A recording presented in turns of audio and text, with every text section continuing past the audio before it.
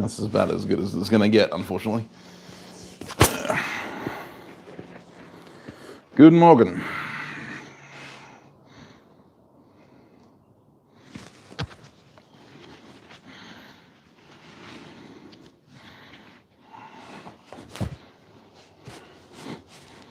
How are we this morning? Hey, Wiley. Hey, debugger. How you going? Sorry I'm a little late.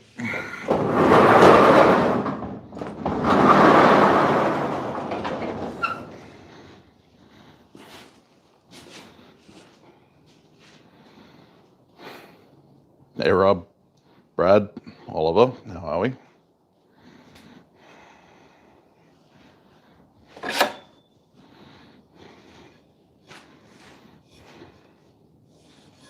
Dog Pants, Stefan, how you going? The chicken? Yes, Jan. Hola, Chris, how you doing?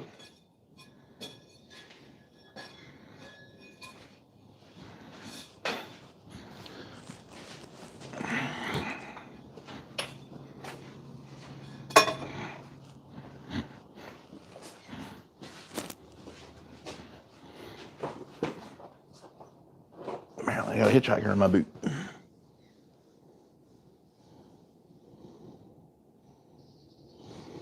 There's a snake in my boot. Interesting, Aaron. That's my answer. Interesting. How was yours? Hey, Wayne. How you going? Now do I struggle to get my foot back on.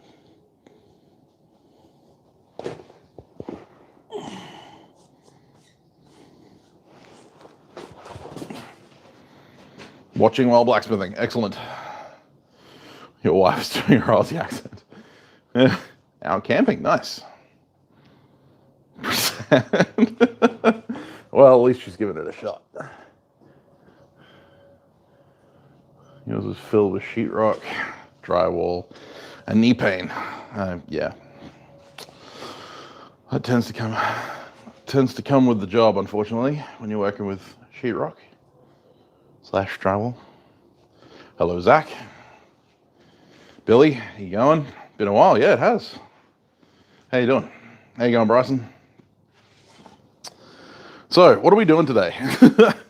You guys are going to have to tell me, because I haven't the foggiest. This kiln is just awfully in the way today.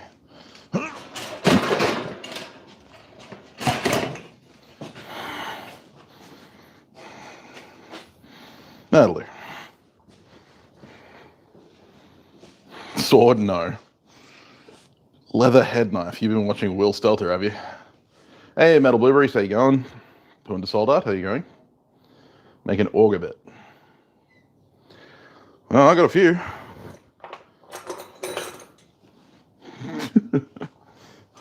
Technically, they're bracing bits. I have a couple augers, though. I have a hand auger. Practice dagger. I did think about that. What tools need to be made? More hammer eye punches and drifts. I need to make more drifts for the press, but I don't have the steel. Forging new gravers. Yeah, that's something I have to do, but I'm going to do a video on that. First bottle of Iron Mountain Flux. Awesome. Fighter style chopper.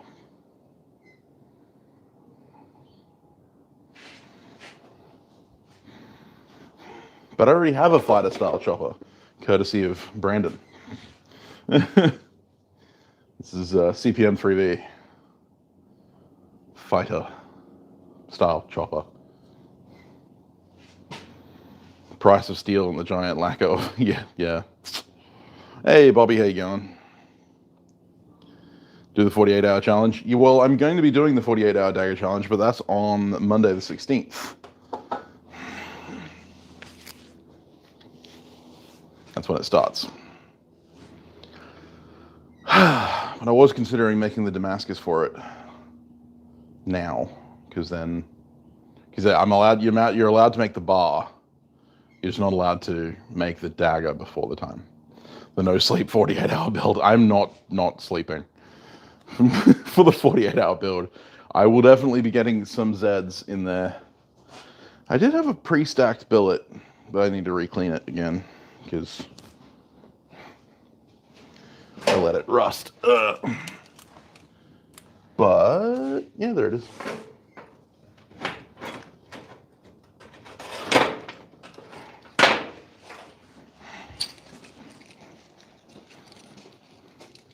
I get cranky without sleep. I also get very inaccurate. Honosuke Sanmai. Well, Honosuke is technically Nimai, but Ringard buoy. Hey Chaz, how you going? I love my flat press too.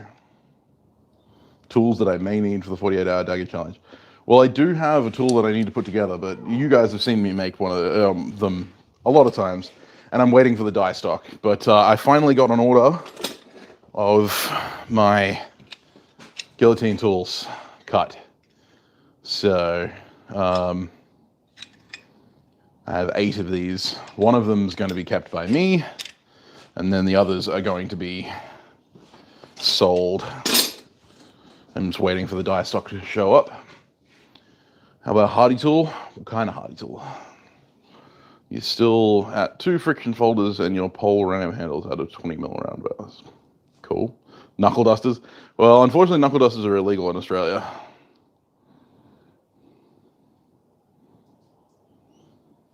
Yeah, that's all right. Yeah, Honosuke tends to refer to Nimai, which is single layer, like a 2-layer laminate rather than 3. Sanmai isn't Honosuke, like it's so it's Sanmai and then Honosuke.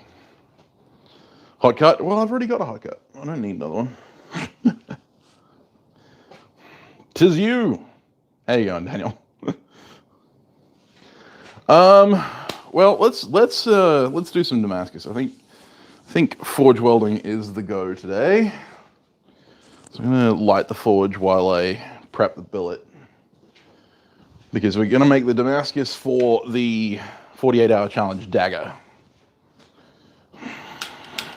So it won't be the dagger itself, but there we go. We're gonna make the bar. Wi-Fi isn't cooperating? Oh, that sucks. Cold cut hardy tools. Well, my hot cut is a cold cut as well. I harden all of my hot cuts. Hey, Matt Freya, how you going? Got to differentiate between the mats. All right. So, what did I just do with that stack? There it is.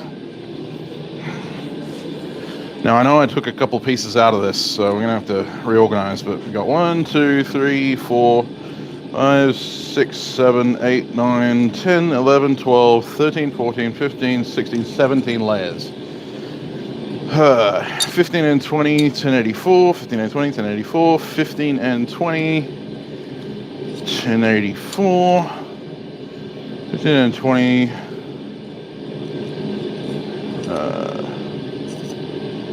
1084, 15 and 20, 1084, 15 and 20, 1084. Come on.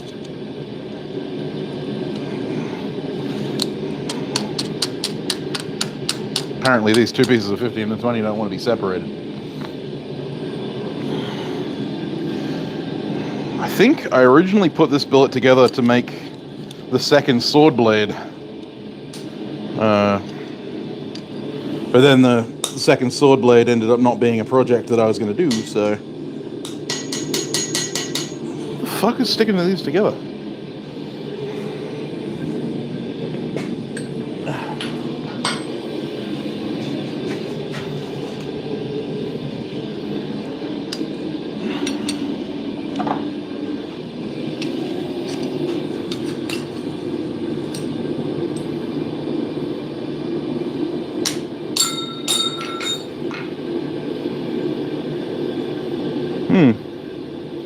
Apparently I got some G-Flex on them at some point. Stuff is really powerful. Okay, and then 20, 1084, 15 and 20, 1084, 15 and 20, 1084, 15 and 20, 1084, 15 and 20. All right.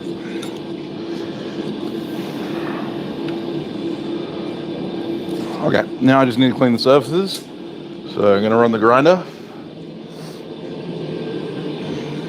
And if Caitlin shows up, I am wearing face protection.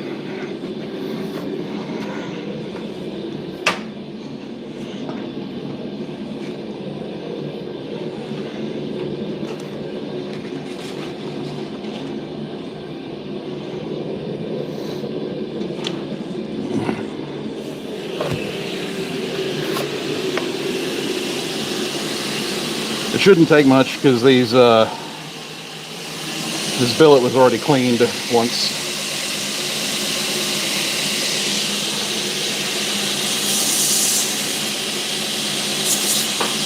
No, that didn't work.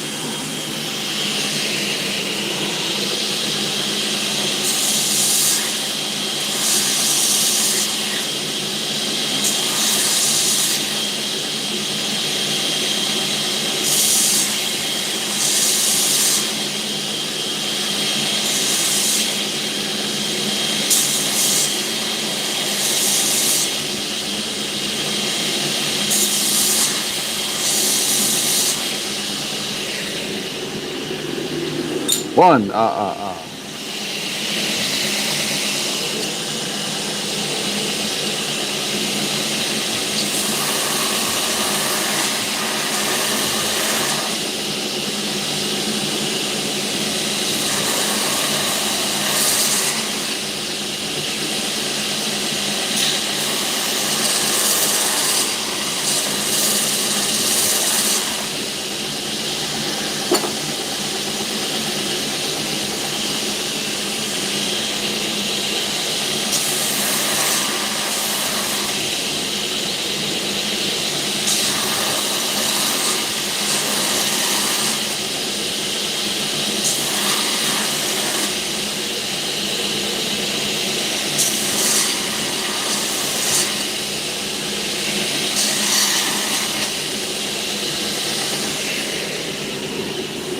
two,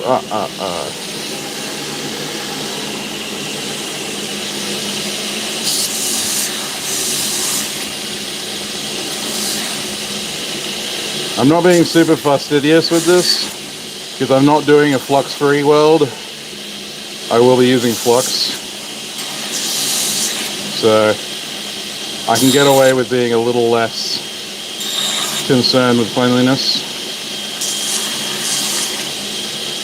You still want to have it relatively clean because you're going to hedge your bets against a bad weld. And as much as the flux allows you to do dirty welds, you're increasing the chances of a delam in doing so. So I prefer to be safe and not waste a couple $100 worth of steel hedging my bets.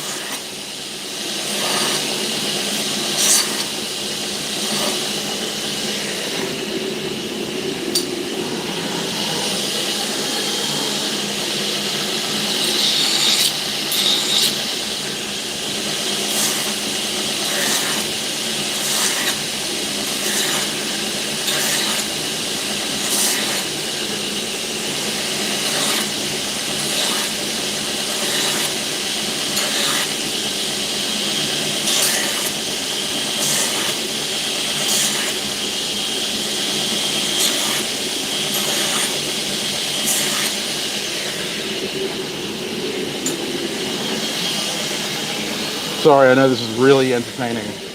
Let's see if the camera will come over here so you can see what I'm doing.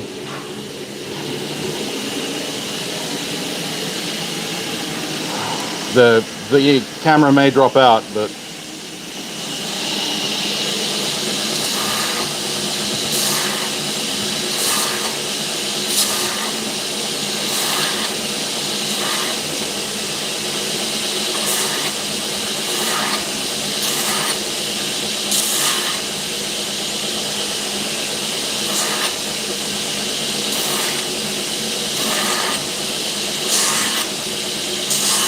I'm using a really dull 60 grit bit.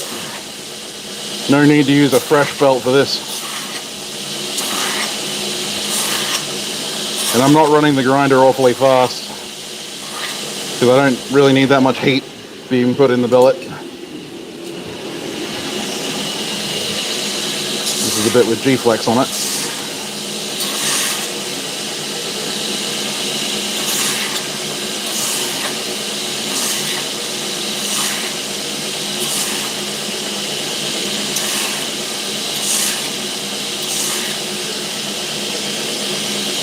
And this is a good case for keeping a pot of kerosene around when you make your billets. You stick your billet in a pot of kerosene, it'll keep it from oxidizing so you don't have to clean it again. I didn't have that much forethought. I fully intended to use this the day that I made it, but ended up running out of time. Because, as you all know, time management is not my skill.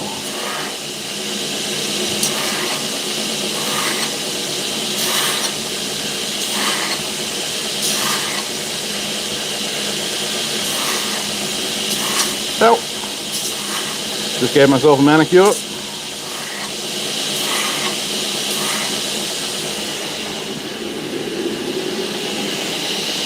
Nice 60 grit manicure.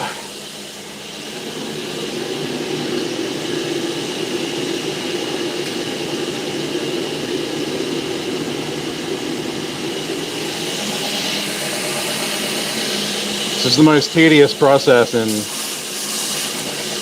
making Damascus. Cleaning the steel.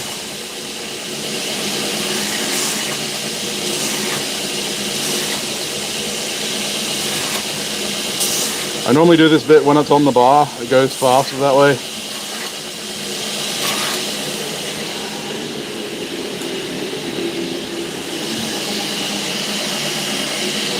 So I'm sorry you have to go through this. But we'll get to the exciting bit soon.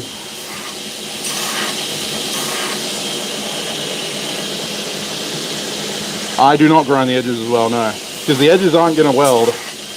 And the edges are going to be where most of the flux sits.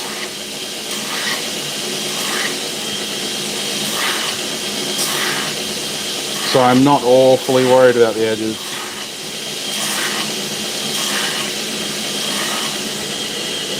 If I was doing a fluxless weld, I would actually clean these really clean and flat. Like right now, I'm not worried about flatness. It's all faceted and, you know. I'm actually aiming for a slightly lenticular cross-section so that the edges are thinner than the center.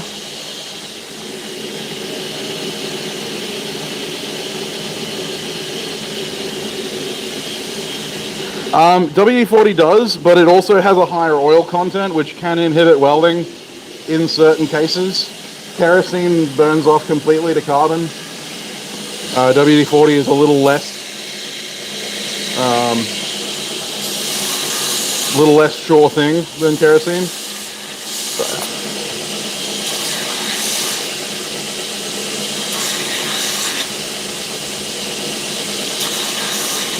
Yeah, if I was doing a fluxless weld where I was doing a cased weld like Kyle does, once I'd stack the billet up, once it was flat and clean, I'd stack the billet up, tack weld the ends, and grind all of the edges to be flush with one another so that I could put a sheet on it. But we're using flux today, so I'm not worried about it. So I'm thinking I might make a bar of crushed W's, and then we'll do some twisted W's.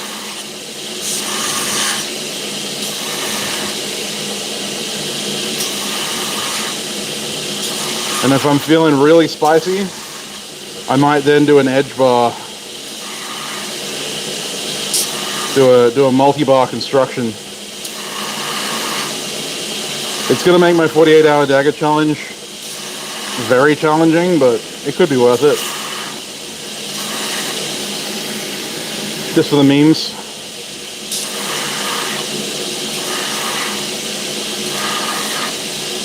I was kind of inspired by Niels Vandenberg, his work during the last 48-hour dagger challenge. Man made a full-on quilling dagger, Damascus quilling dagger, and at T-minus 30 minutes to end, he was hand sanding and etching. Man's insane.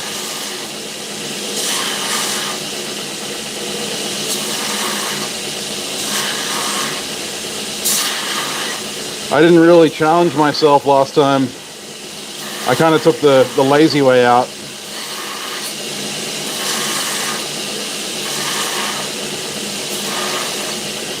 This time I'm determined to push the envelope a little.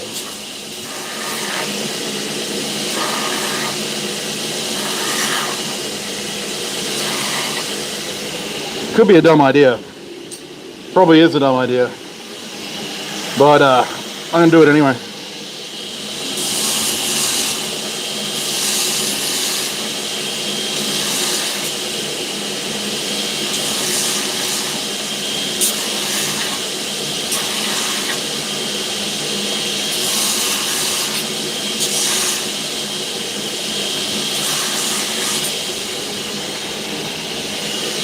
Had I known that I was going to be doing Damascus today, I would have prepped this billet beforehand.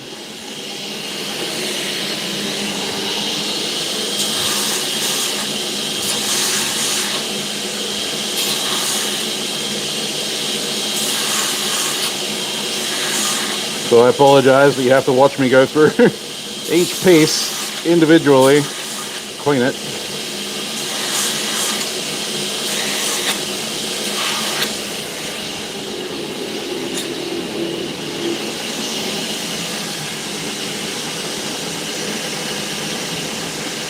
Plus, in the middle of this, someone did a pipe hook challenge. True. Is it possible to do a feather pattern dagger? Yes. Hey Paul, how you going? Nice explosion pattern. Yeah. See you, Rob. Hey Ed Greywolf, how you going, man?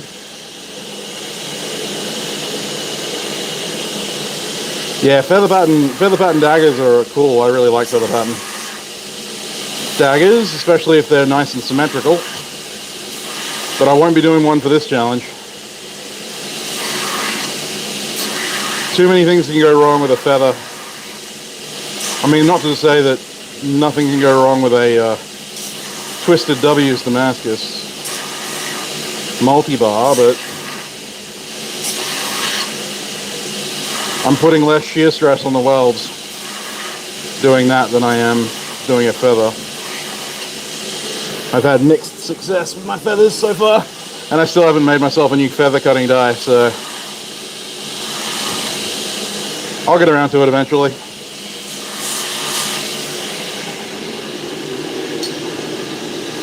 Feather is, after all, one of my favorite patterns.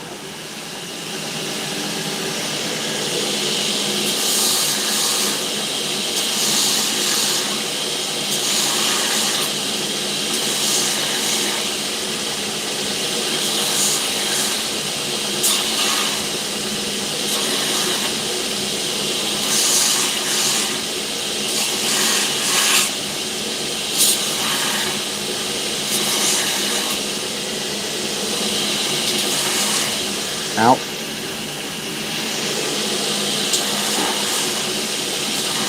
This belt is getting duller by the second, but that was the last piece, so.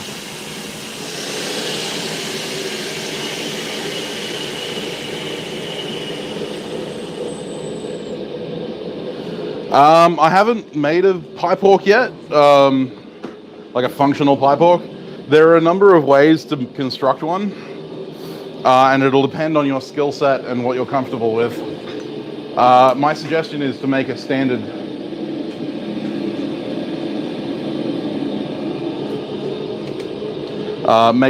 tomahawk with a pole, and then drill and bore the pole out to make your pipe hawk pipe.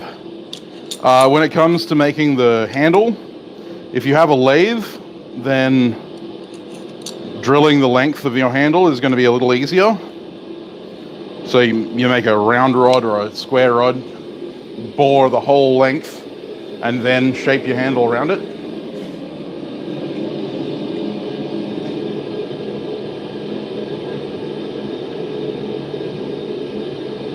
Would I do one for the 48 hour? No, so what I'm doing is twisted W's.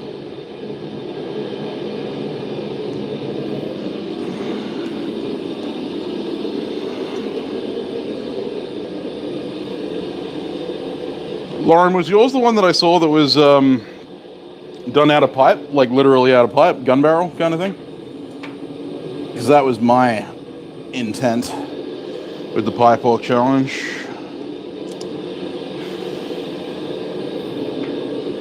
Because that's where pipe orcs originally came from, being forged out of old musket barrels.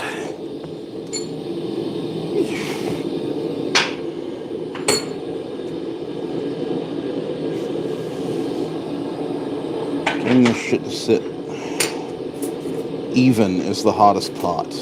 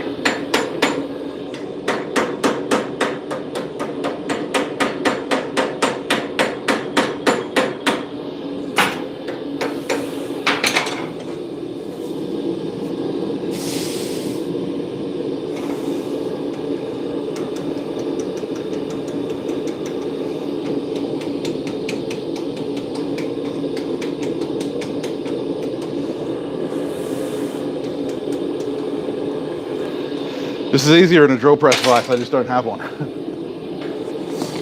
All right.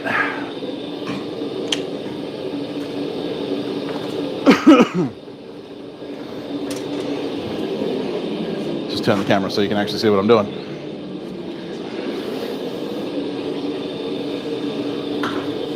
Flash the camera.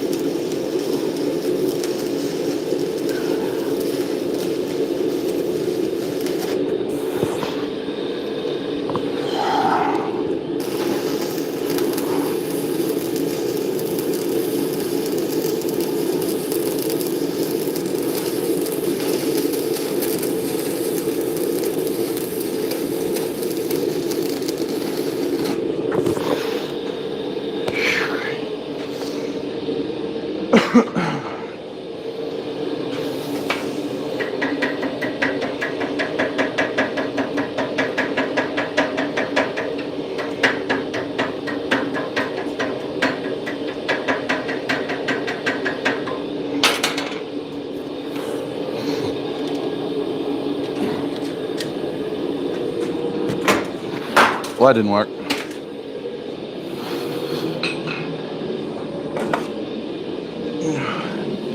Good things I have a bunch of tongs for handling big blocks of metal.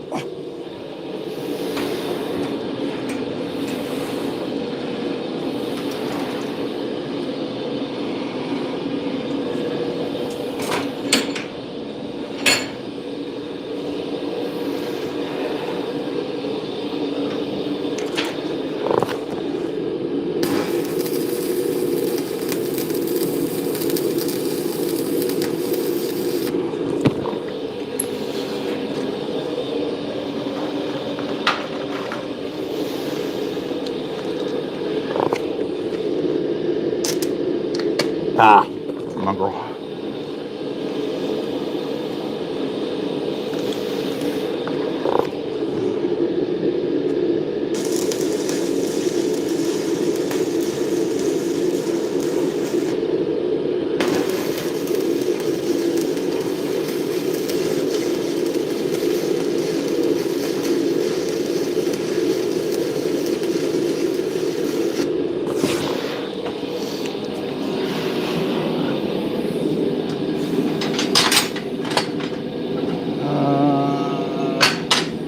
That'll do.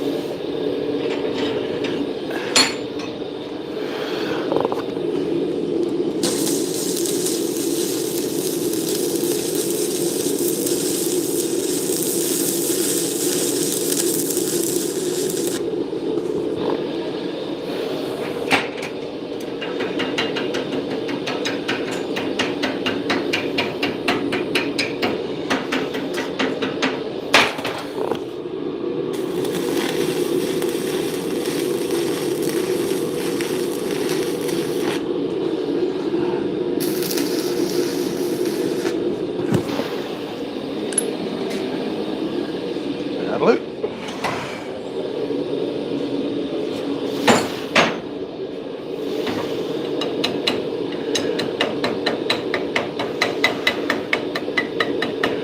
Pretty. There you go.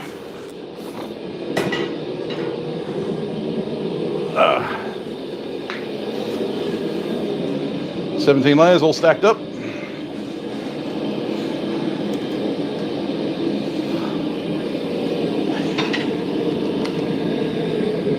Put a little bit of Papa Shore weld on here.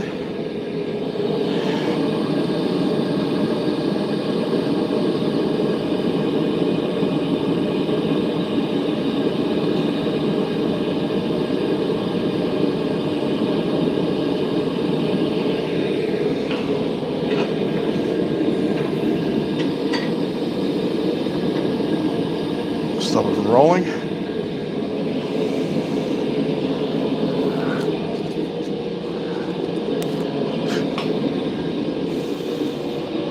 Preston does indeed have work to do.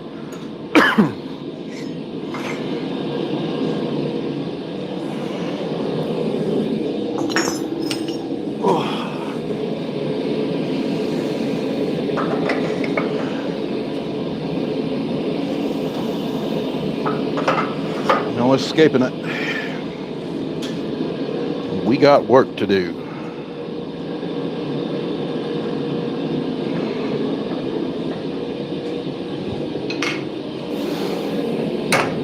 Go.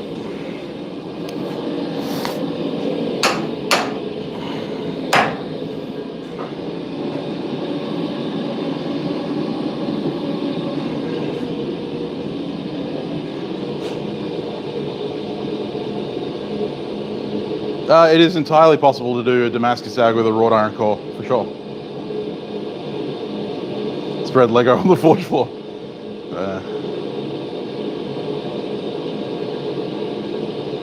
I found the fly press on Facebook Marketplace.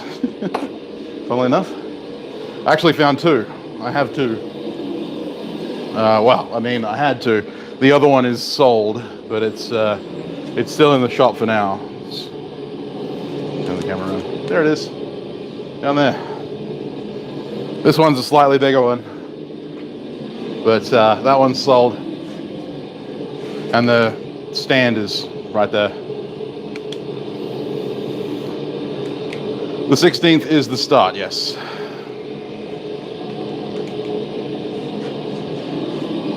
Yeah, my little 4.5 ton fly press, which is currently set up to do my maker's marks. So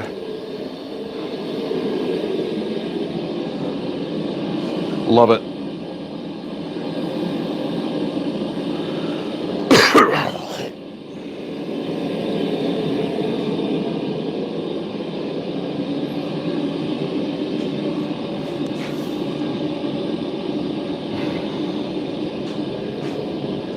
So yeah, we're ready for the first welding pass. I'm just going to let it get up to heat and apply a little bit more flux.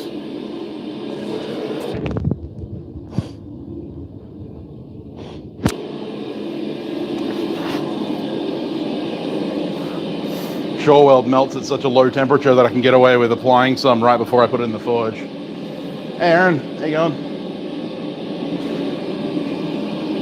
But yeah, the 48-hour challenge, you can spend the whole 48 hours if you wanted to. I don't know why you would want to, but yeah. Nothing's stopping you. It just has to be done within a 48-hour period. Last time I slept for like 12 hours of my 48 hours and I still finished with like 2 hours to spare because I didn't challenge myself.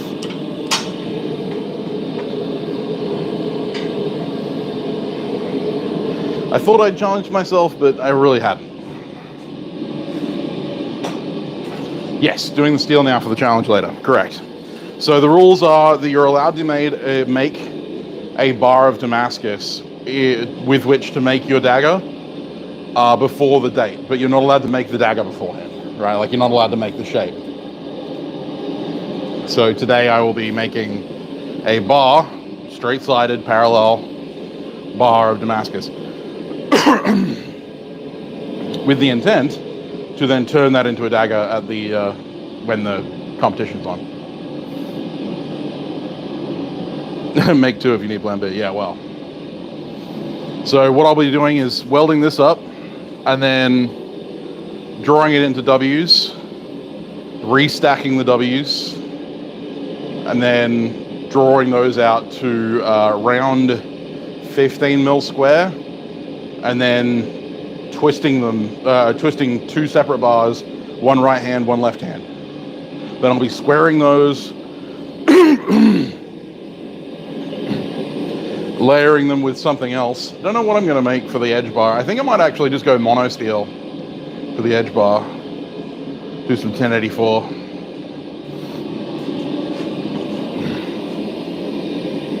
And then clad that.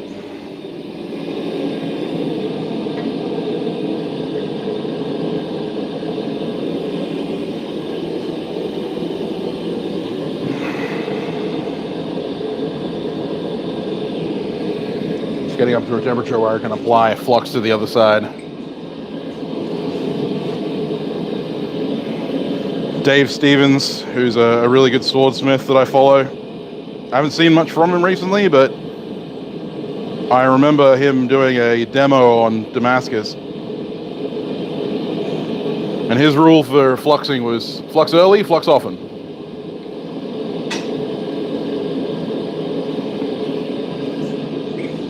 And I've kind of held to that ever since.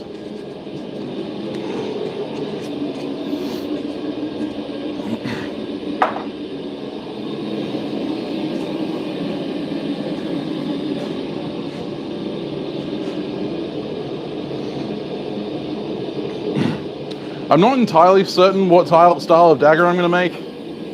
I have yet to draw up the design. I've been playing around with a few ideas upstairs, but nothing definitive yet.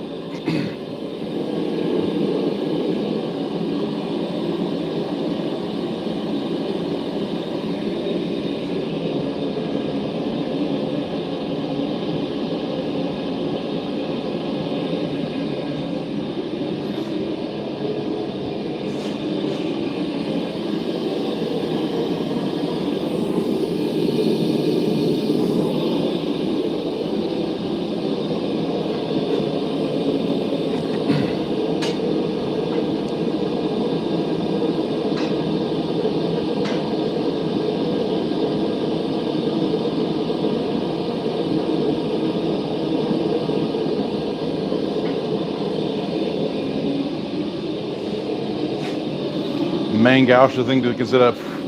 No, I don't think so. Mill release and design is a snake shape. So one of the rules for the dagger challenge is that it has to be symmetrical.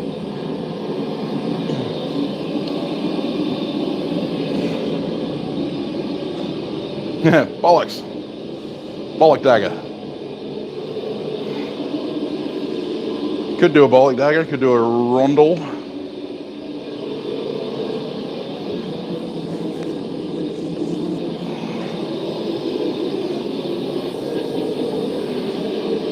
Could do a more modern military design.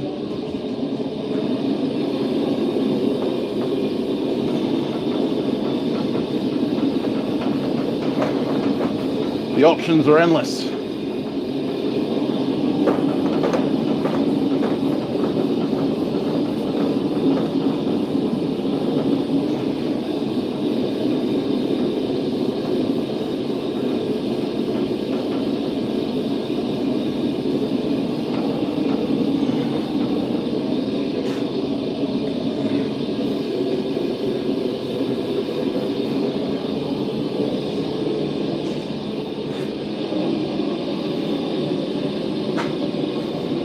Steel temp am I looking for? Somewhere around 1100 degrees Celsius. A furber. Potentially.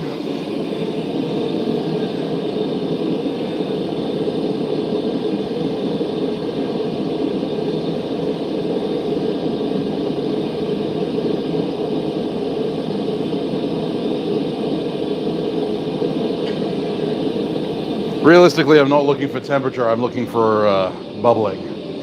The dagger can be any length.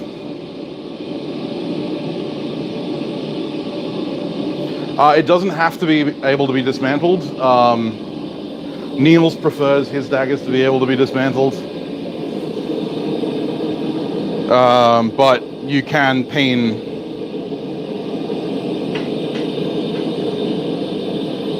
it together. About a leaf blade? Yeah, I could do a leaf blade. Leaf blades are complicated though. Scottish dirks are single-edged, so they're not a dagger.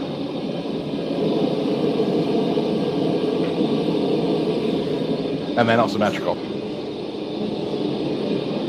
Cable bars to add layers, sand minus 50 to 100 core. Nice. That'd be good. Yeah, they can be any length. Last year, Jack Connon made a fantastic little like keychain sized dagger. Really, really detailed. I was tempted to do that, but need to do it on a weekend. Yeah, fair enough.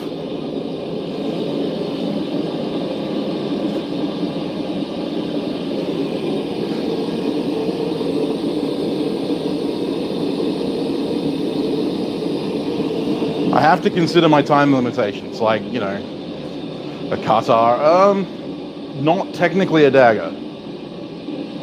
Ski-and-do are actually normally single-edged. Again. You could make a double-edged ski-and-do and call it a dagger. They did exist. They weren't as common.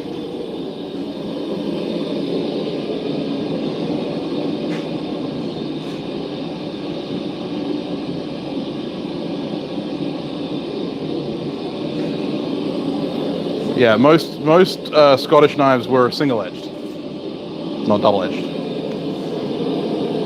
The majority of the double-edged versions I've seen have been anachronisms, like ones created recently. Literally means black knife, you're exactly right. There are some historical examples of you make 4 yanagi bar and weld them together for a dagger. Yeah, that sounds like a lot of work.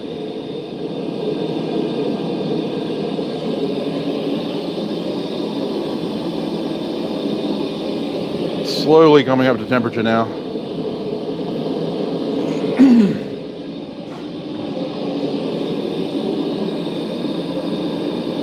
I can see this flux starting to bubble. That's normally a good sign. Hello. High Desert, how you going, man? Glad you can make it.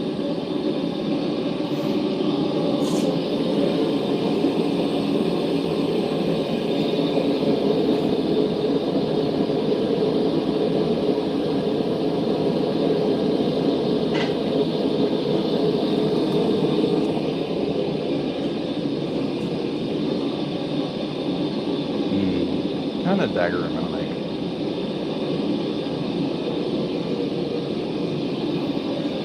I am supposed to be challenging myself, Matt. Is this correct? But I also have to be realistic about my time.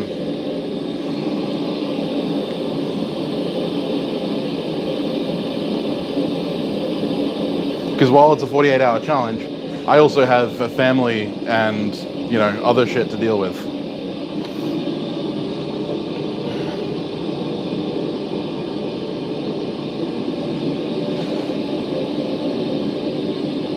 All good, Aaron. Hey, James, how you going? You got this cross-beam hammer with a rectangular face? Yep. What handle material am I pondering? Good question.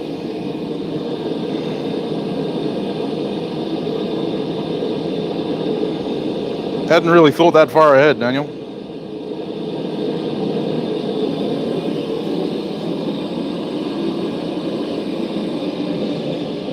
Signal isn't good? Fair enough.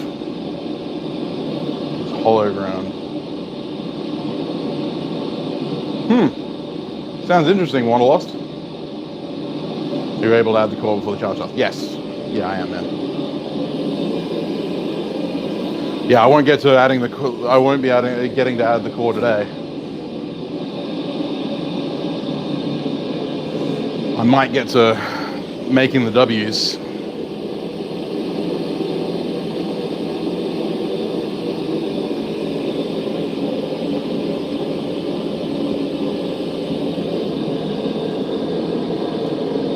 Flux is boiling.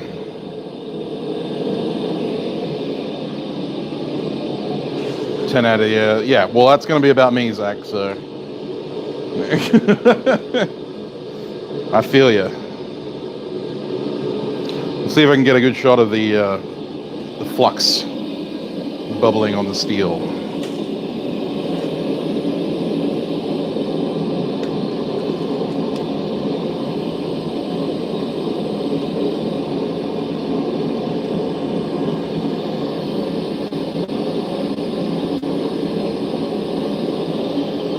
That's what we're looking for.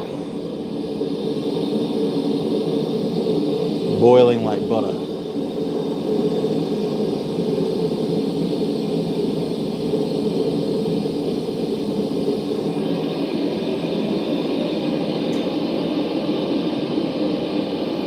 And let it sit at temp for just a little bit longer before we come out for the first welding pass. Because important thing is that the core of that billet is up to heat. The outside can be up to heat, but if the core isn't up to heat, it won't weld. Yes, it is sure weld.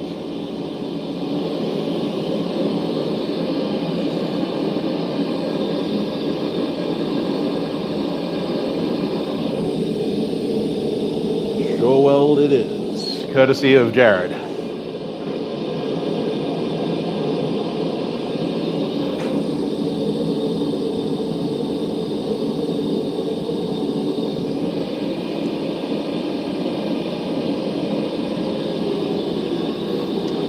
Well, I'm making the core right now, Matt. I'm going to be making twisted crushed W's.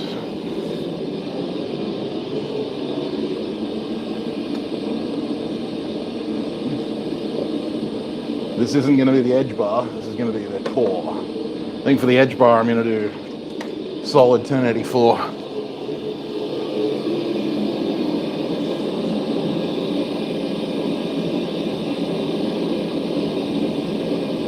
Yeah, do it. High Desert. I know it's scary, but you know it's well worth it.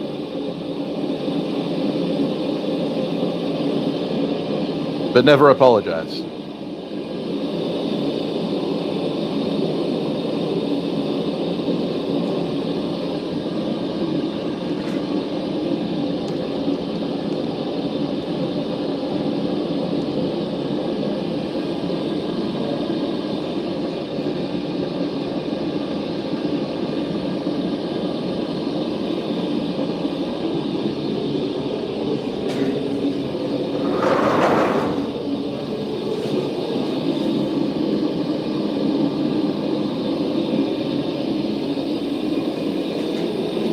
took public speaking in college. Yeah, well, you know, that happens.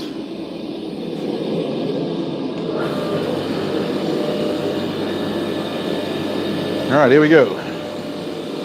First welding pass.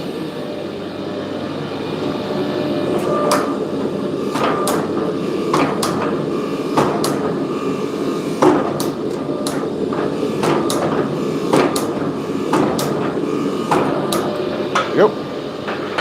That's all she needs. And a little bit more.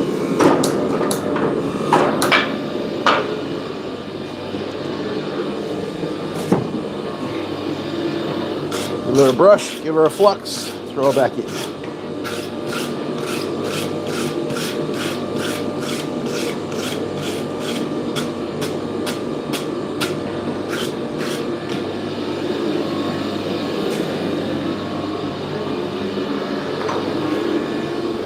Pretty sure that's damn well welded. As the billet cools, you can normally see differences in the cooling pattern. There are none, so that's a pretty good sign that we got a good weld. Oh, that's a bit much. Let that melt a little bit.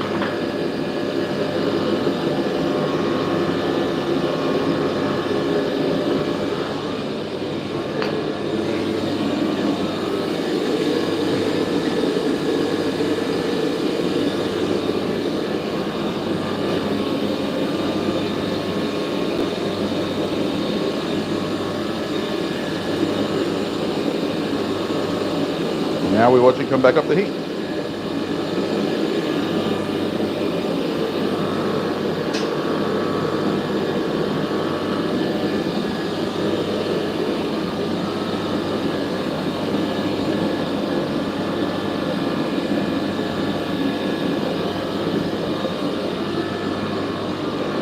Well, that's the advantage of cleaning your steel and getting it right up to the right temperature, Daniel. Lots of garlic powder, yeah, that's right.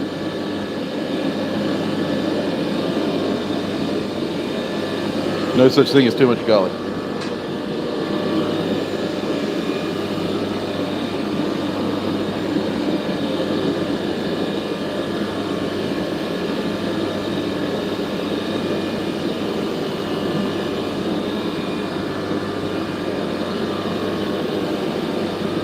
Well, I always say the worst critic is the one between your ears.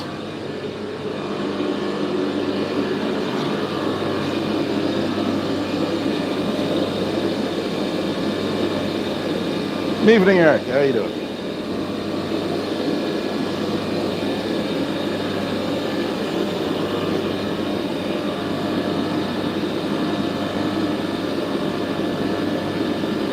Scripting is helpful, yes. I don't script anything, which is why it takes me like 6 reshoots to film my outros.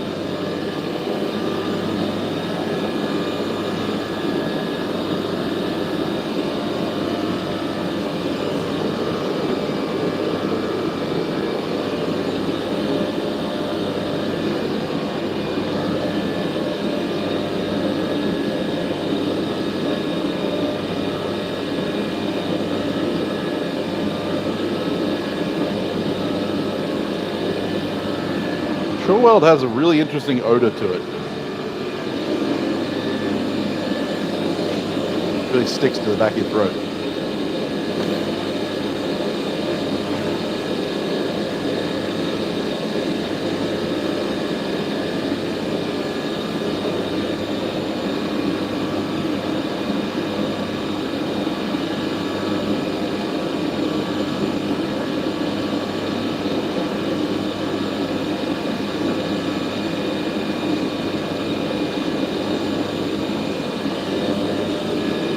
All the CBD oil in it. Totally.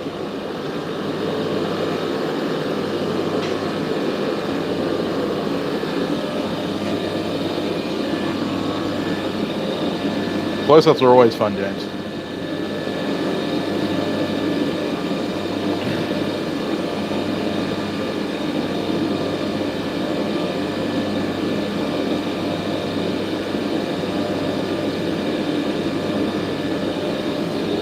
Yeah, if only. It kind of smells like wet dirt.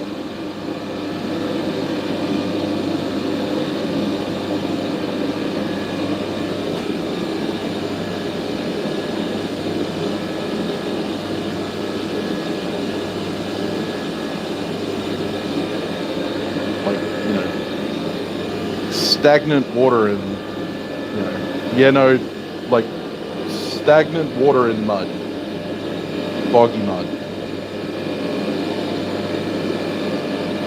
It's not like really unbearable, but it's not pleasant. Aromatic flux. That would be interesting. I'm not sure you want to be encouraging people to sniff flux. Hey Ned, thank you very much for the like and thank you for stopping in.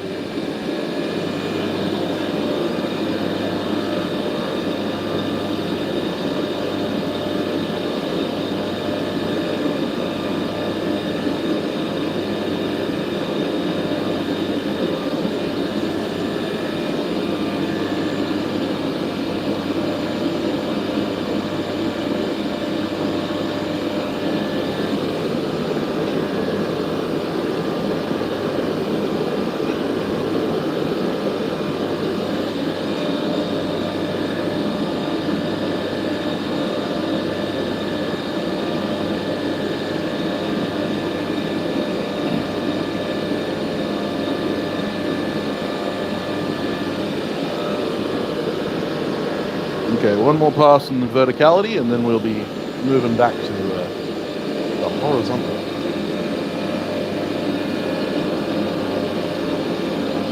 Wait, by the Bladesmith. Don't know if anyone makes any yet.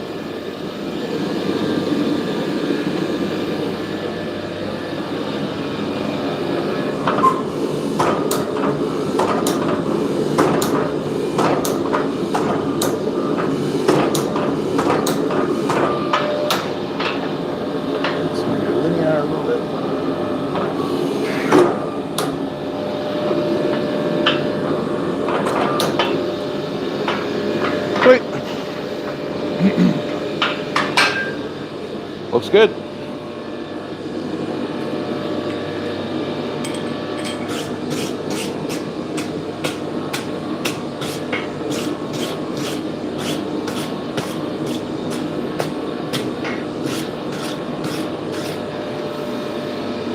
So for weight reference, 17 layers normally comes out to about 2.5 pounds of steel.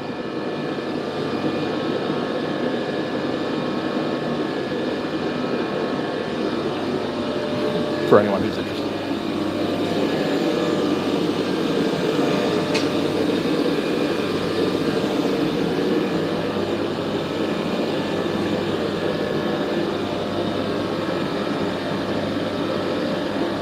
Mr. Irvine, how you on? Pine, tar, and sweat. Okay, we granted us. Yeah, man.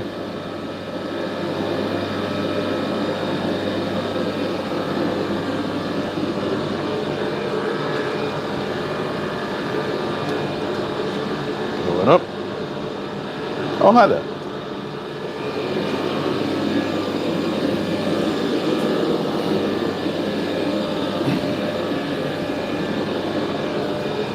It's at least 15 kilos. No, not quite.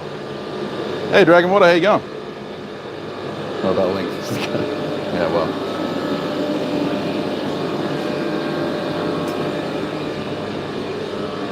This is a girthy billet.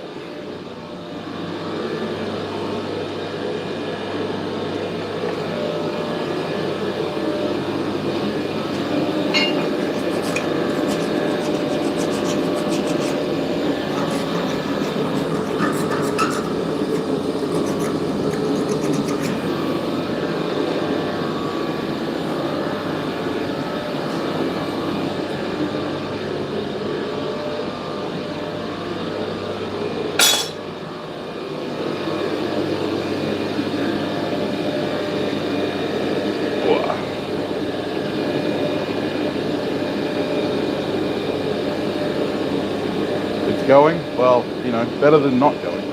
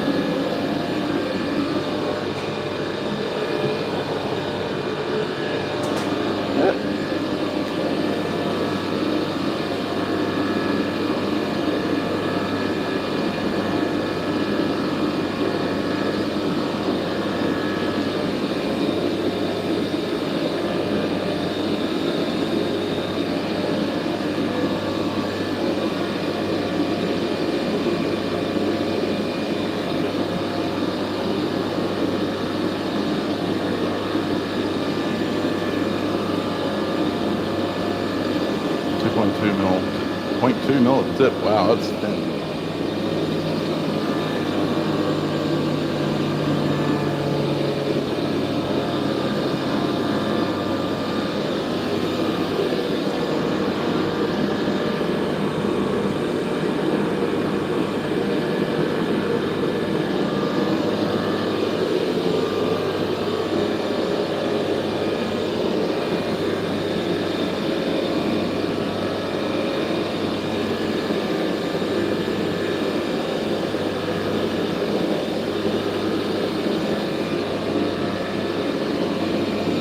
We're making Damascus, Dragon Water.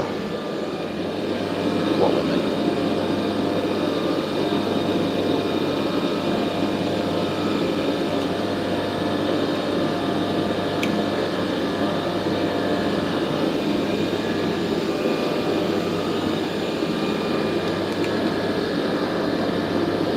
Oh, fuck. Okay. That's a thing.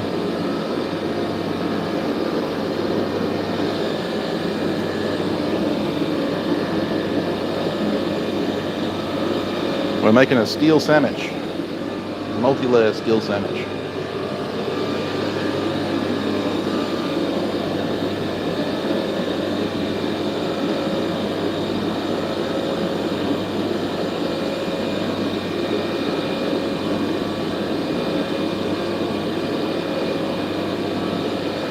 Yes, billet for 48-hour charge. No, it's not the camera's fault. I'm fucking with it, trying to get it to do the thing. So it's going to be 17 layers, but we're going to stack it in W's. So probably going to go for like 10, maybe 20 layers of W's.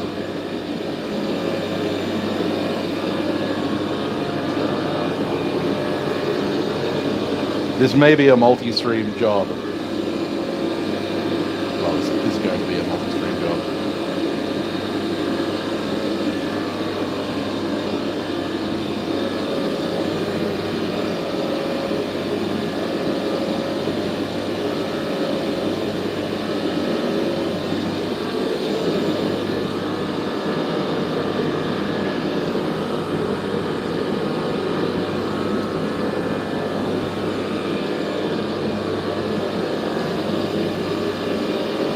Pretty much up to temp.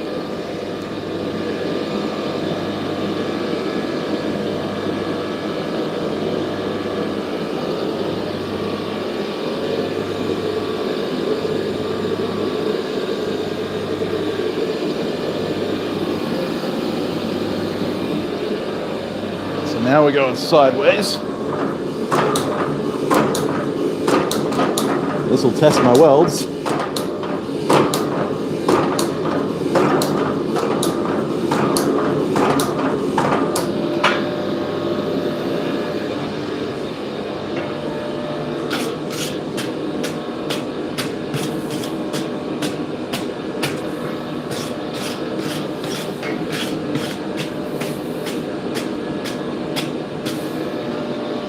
Going to quickly buzz that on the grinder because there's just a little bit of a cold shut on the surface.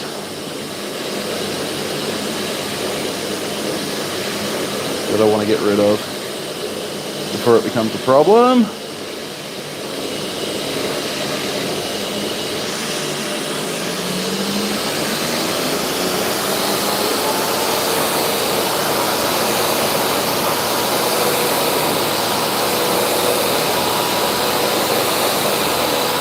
I wouldn't bother if this was straight layer, but because this is going to be W's, kind of have to care.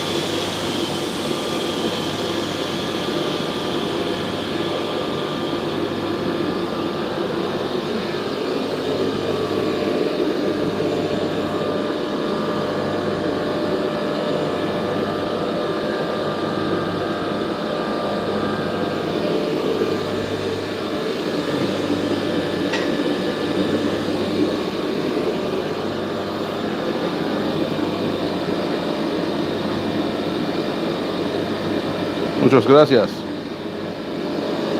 Unfortunately, I don't speak a lot of Spanish. Can't tell by my accent.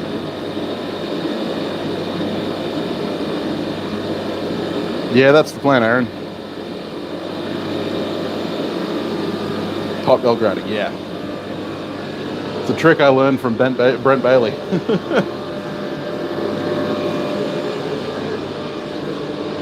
I'd never even considered doing it until I saw Brent do it. And went, that actually makes sense.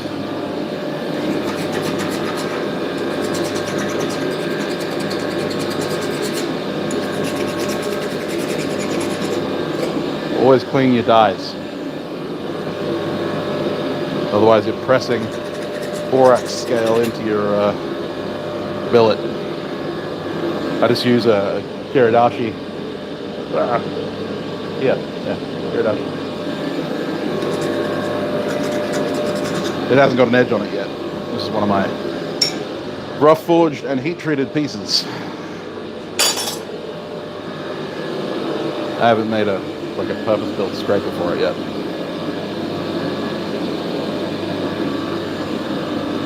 Yeah, I'll be counting the twists. I'm gonna go for a relatively tight twist. I don't know how many twists it's gonna be, but I'll count the first one so that I can match it with the second one.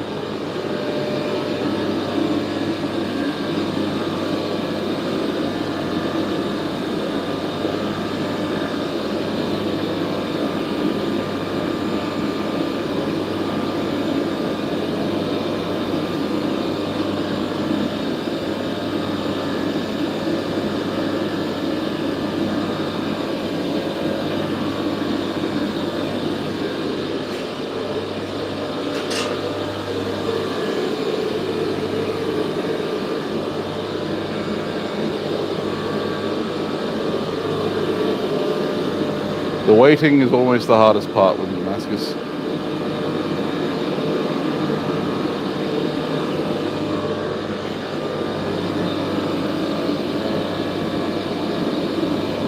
You can't rush it. If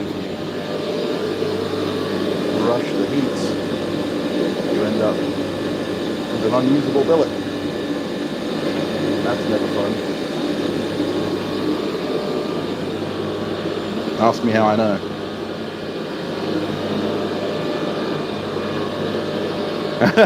Well, Oppo, that is an interesting question because it varies. Hey, holla. So, for most of my belts, the moment that they produce more heat than they cut, I throw them out. Like that 60 grit is now basically a strop, so that one's getting chucked.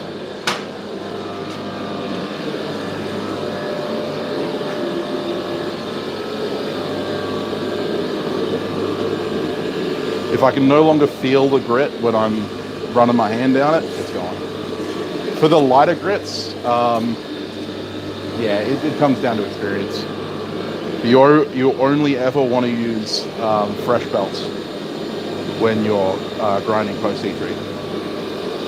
The forge is holding up great. Yeah, I recently bought some RTZ wash coat, the zirconia-based heat-proof coating. And coated the inside of the forge with it, and yeah, it's doing fantastically well. The floor is a giant puddle of borax, and Sure Weld and Iron Mountain, but otherwise, it is doing spectacularly well.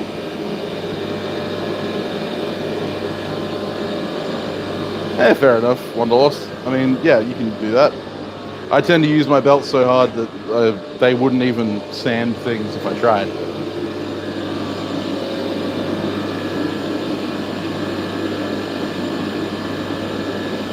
My fresh belts are for post-heat treat grinding. My used fresh belts are for pre-heat treat grinding and profiling. My used belts, the ones that have been done, like ones that are no longer cutting properly for pre-heat treat grinding, end up going to hammer duty. Not necessarily, Crawford. Like, It's the refractory ability of the forge comes more down to the iso wall. But what it did do is make the forge more flux resistant. Hey Caitlin, how you going?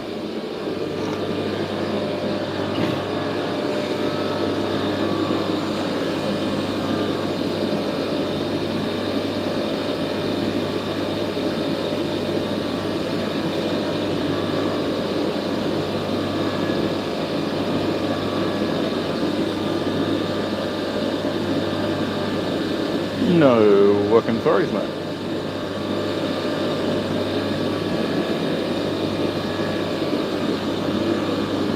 Hey, Zach. Okay,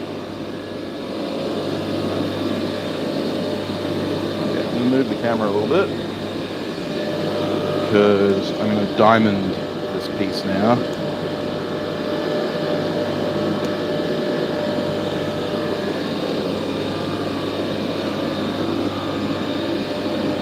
Forge it on the 45.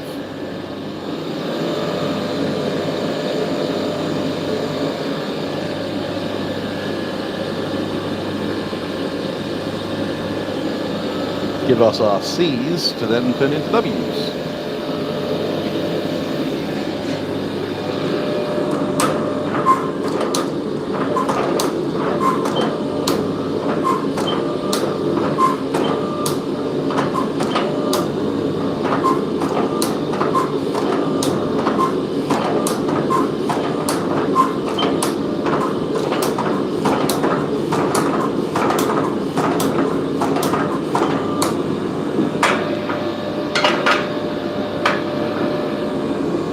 Back is just delammed just a little bit. Okay. I will survive.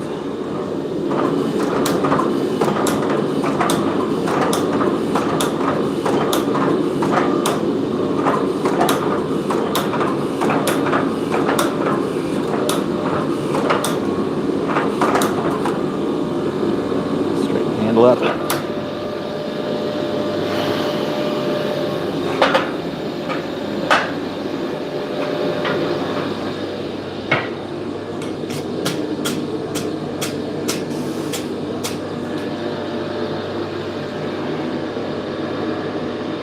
Whoa, that was a little too much.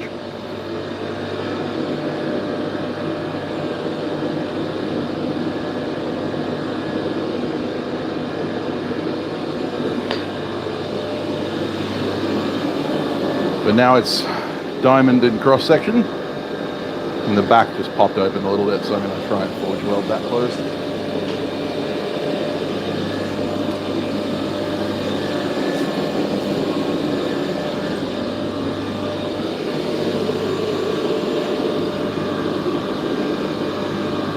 Hey, Kuro. RTZ is way more expensive, but is higher resistance to fluxes and stuff. I only just recently got... Oh, hey, Stu. Thank you very much for the super chat, man. Sorry I missed it.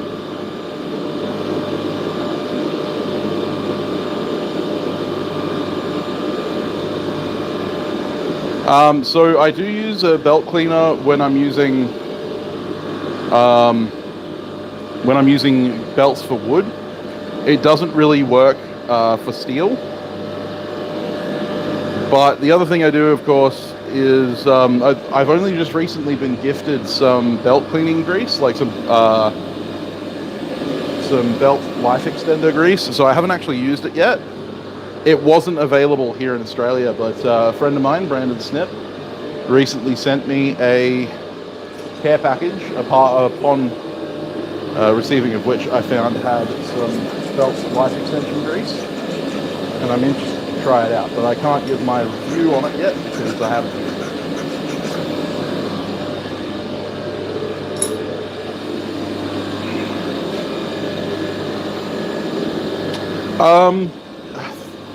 It's kind of 6 of one, half a dozen of the other, Kuro. Any hard shell on the refractory is going to improve your forge a little bit. But yeah, the increased efficiency is limited. Yeah, WD-40 with surface conditioning belts. Yeah, I use RP7 on my surface conditioning belts, for hammers at least.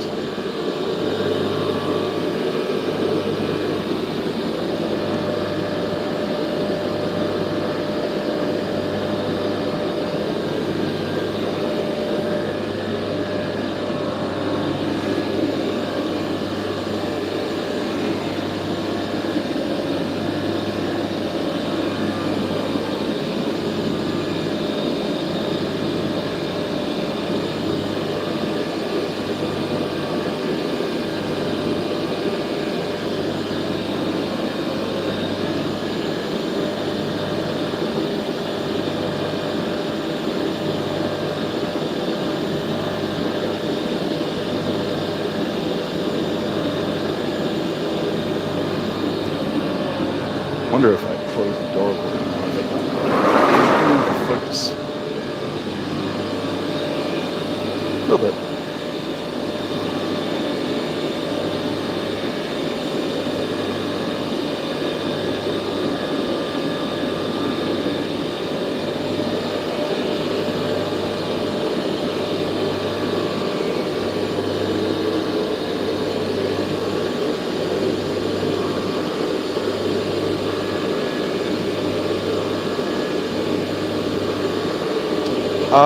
Neither Shiracrete nor Satanite is going to handle getting bashed about. None of the coatings really will. But I've found RTZ to actually be stronger than either of those when it comes to being beat up with.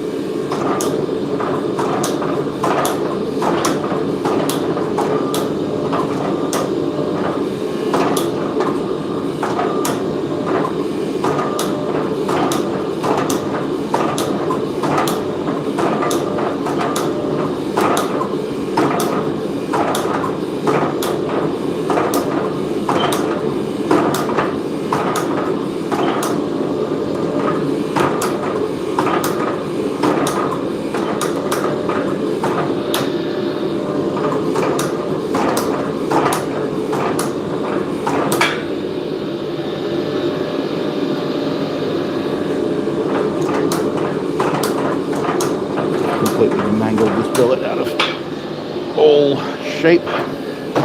That's fine.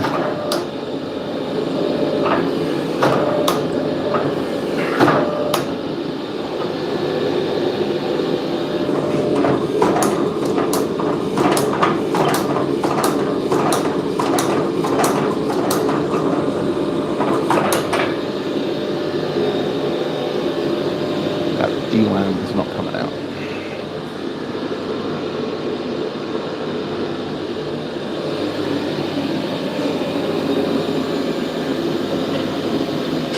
Try one more attempt.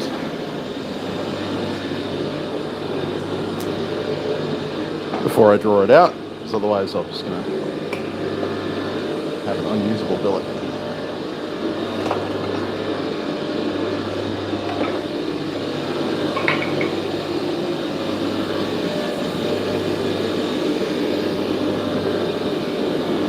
Oh, that's terrible, Zach.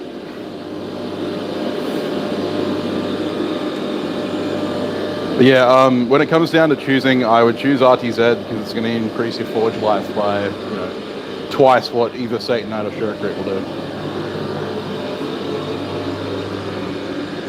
But if you have to go with a cheaper alternative, Satanite's definitely the way to go.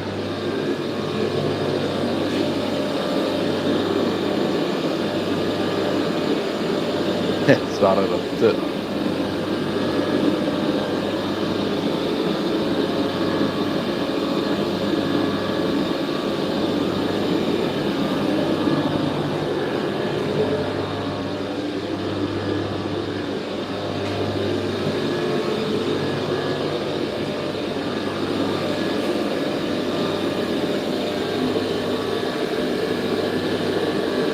On round 3. There you go.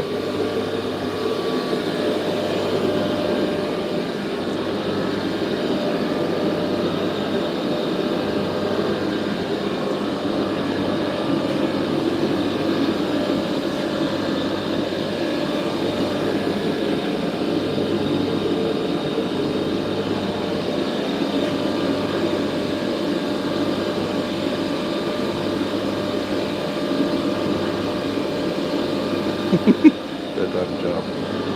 Indeed.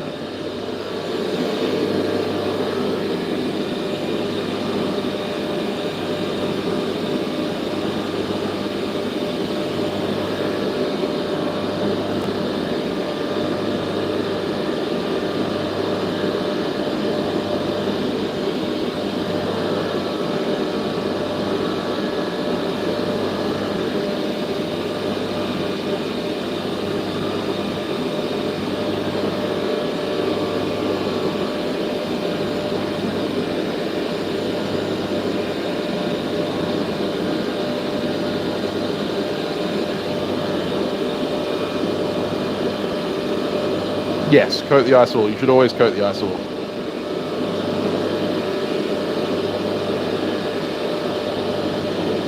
Well, yeah, maybe, Zach.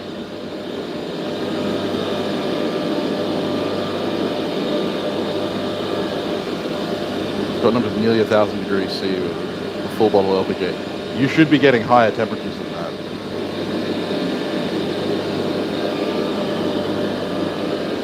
The inside of the forge is currently sitting at probably about 1,100, maybe a little higher.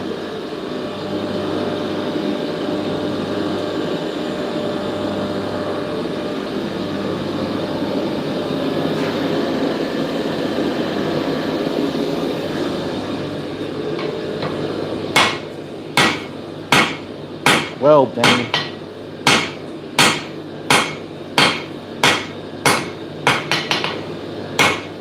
Well, if that didn't take, I don't know what to do. I don't want to take it. It didn't. It's all fuck.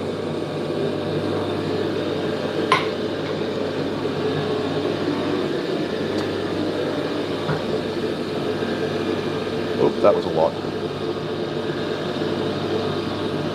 Using it like it's free.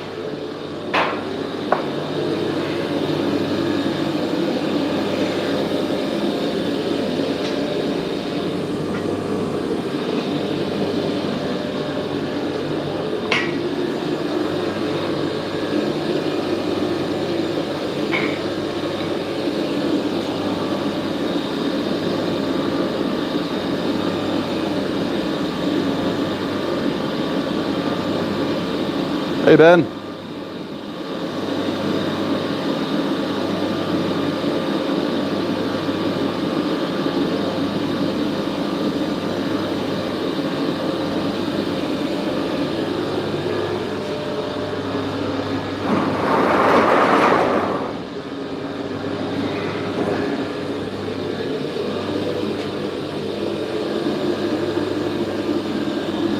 Hey, Brian, how you going?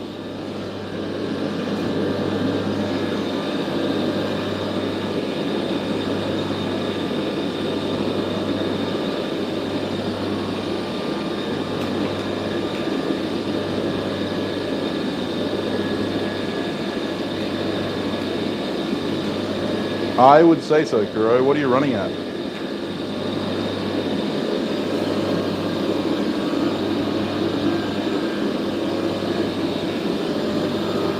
Yes, it is morning for me. Exactly.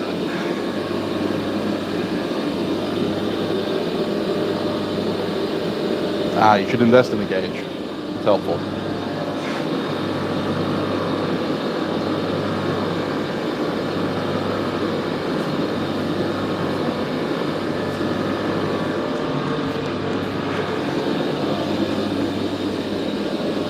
I like the oil-filled gauges. I have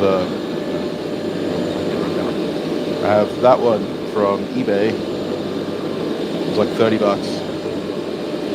They're oil-filled, so they're pressurized. They're really good.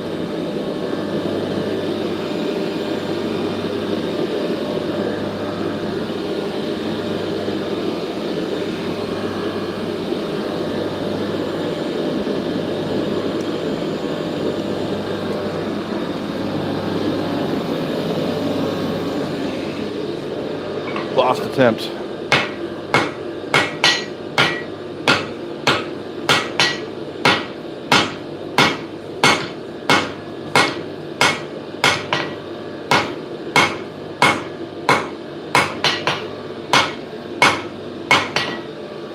Well, I'll draw it out, and if we lose material, we lose material. That's all right. There's plenty here.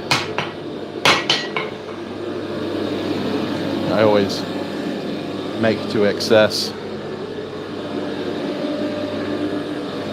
That's the trick with Damascus. You're always going to lose material to grinding, to welding.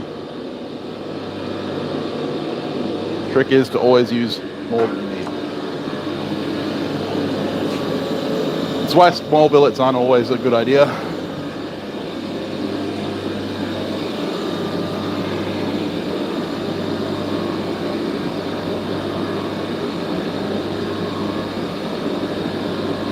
Yeah, you can get the Gamico ones. Because that's, so the one I just showed you, that's the, they do, yes. So that's a Gamico regulator with an eBay oil fill regulator, gauge on it.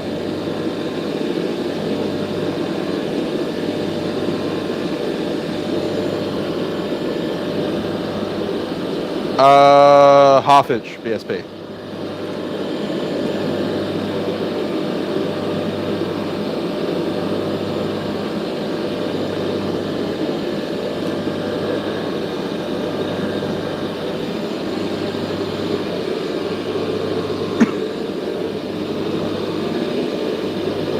I'm painting your power hammer, nice. It's nice when you have a power hammer to paint.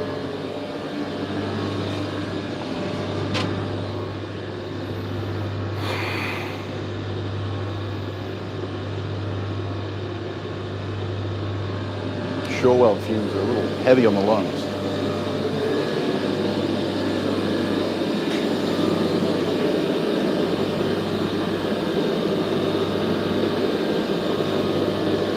Need to learn how to read yours? Well, it depends on where you get them from, but normally the inside ring is your PSI, and then your outside ring is your KPA or NPA, depending. I do all of my readings in PSI because it's easier for me.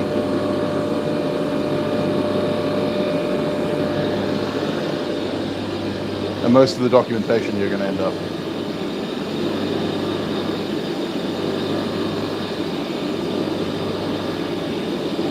Welding temp, so 0.3 regulator is at least 0.1 goes to 1.0. Is it in KPA or PSI? Making some Damascus, Brian, for the 48-hour dagger challenge. So 200 PSI is about 200 KPA is about 29, 28 PSI. Yeah, KPA. 200 KPA is, 28, 29 PSI, which is about what I'm running right now for weld. Hey, Joel, 2:10 in the woods.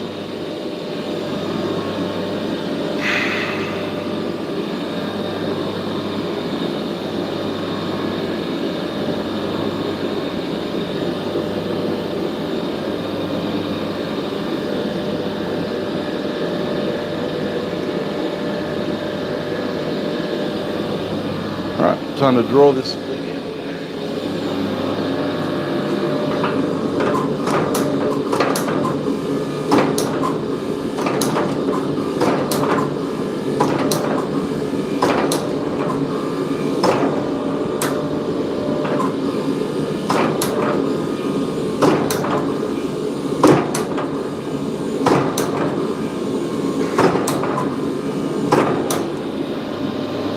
Oof, she really busted it.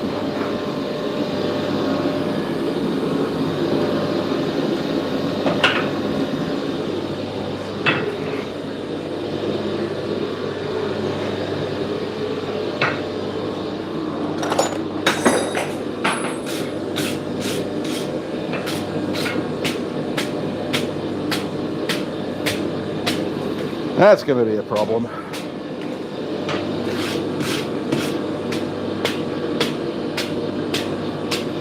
You know what I think it is? It's that fucking weld they used.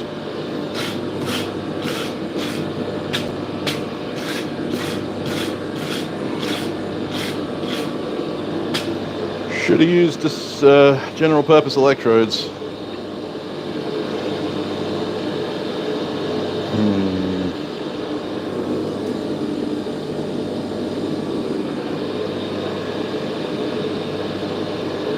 I'm not sure I'm going to be able to fix that.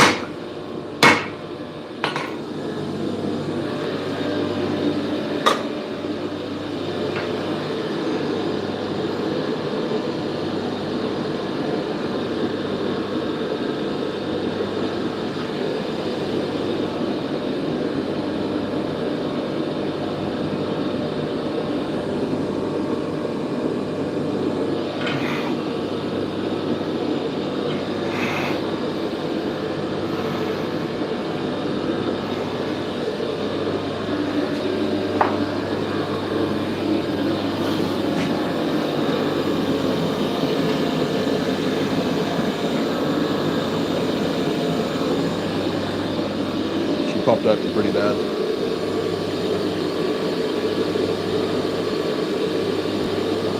I didn't get Parks 50, I got Horton's K.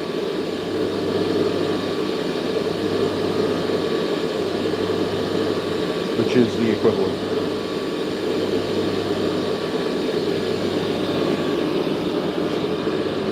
You can't really get Parks 50 in Australia. But they're basically interchangeable. They're both a high-speed quench oil. One's for Hortons, one's for Parks.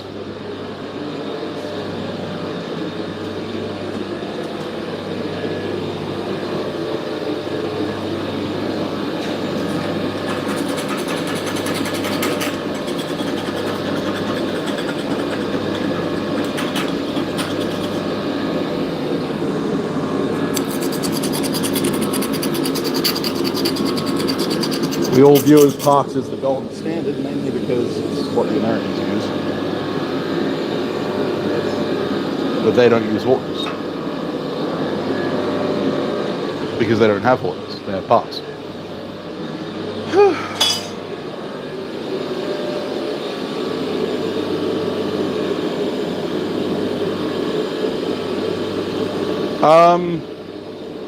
How you going, Ben? Critter, how you going? For hormones, the easiest is to just use Satanite.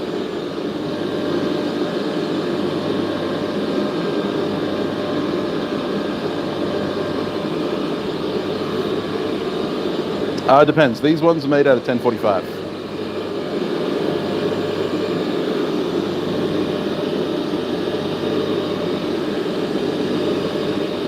Yeah, Horton's K. I misspoke on the show. I do believe I corrected myself. But yeah, I did get Horton's K.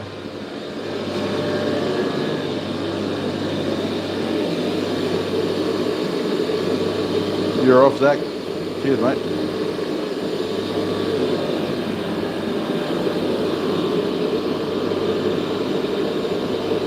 Thanks, Zach. You have a good one, mate. Take care of yourself.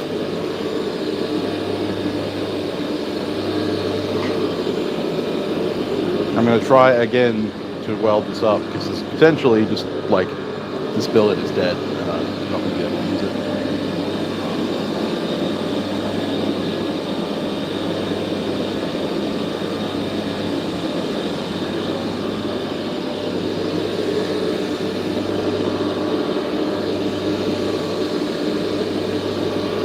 I did not. No, I didn't heat treat.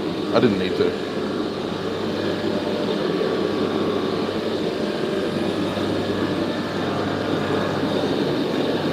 Same with these. The top section, the round section, is actually a piece of 4140 round stock. It's not heat treated. These mild steel, also mild steel. The only high carbon tooling that actually got heat treated was the hammer eye punch, and that's W360. Hot works. Now the reason I had D-lamps is because I use differential steel electrodes, which are stainless based. And obviously stainless oxides has creeped in between the layers and are preventing the weld, which means that no matter how much shore weld I pour on, it's probably not going to weld up. This is why you shouldn't use stainless electrodes on Damascus, which I know, but I ran out of general purpose electrodes.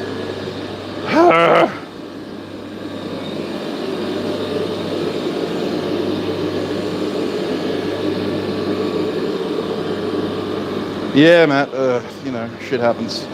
I have plenty of steel to replace it with, so I'll just make do as I do. I might be able to cut the center of the billet out and still have enough to do a single twisted W's core. It just won't be a double.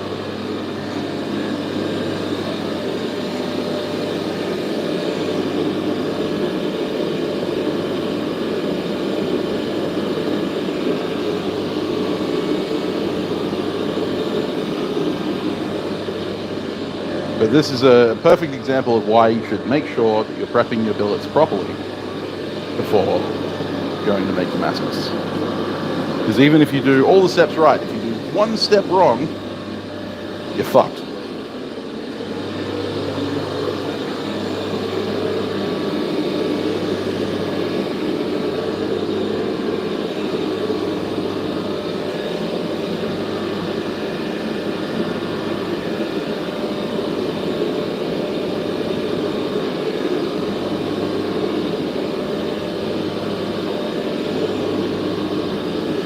Two at a time. That's awesome.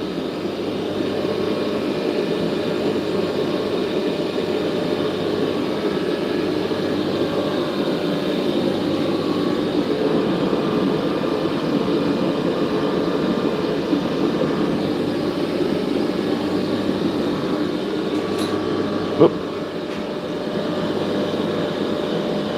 Forge won't get hot enough. Yeah, that is also a problem. I know my forge is hot enough. I've made plenty of Damascus before.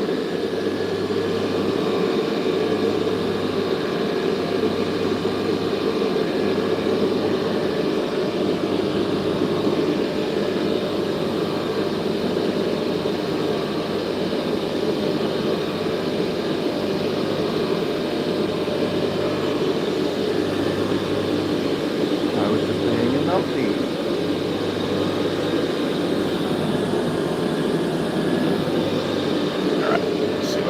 Well up.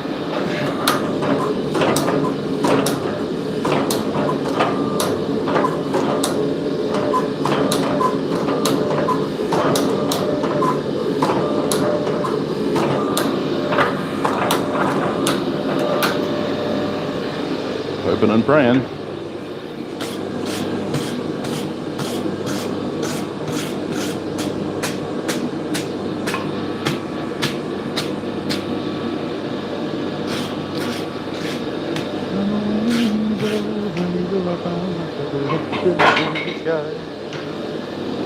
Lifted up for all the world to see.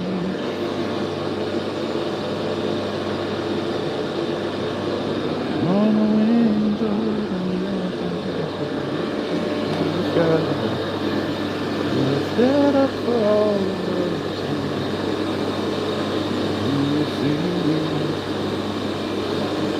You see me.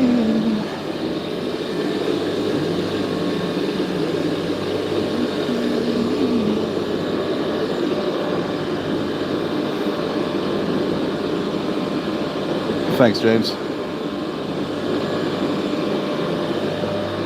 Well, we'll see. I didn't see it cooling separately, but that's not always the best sign that it took, but we can hope.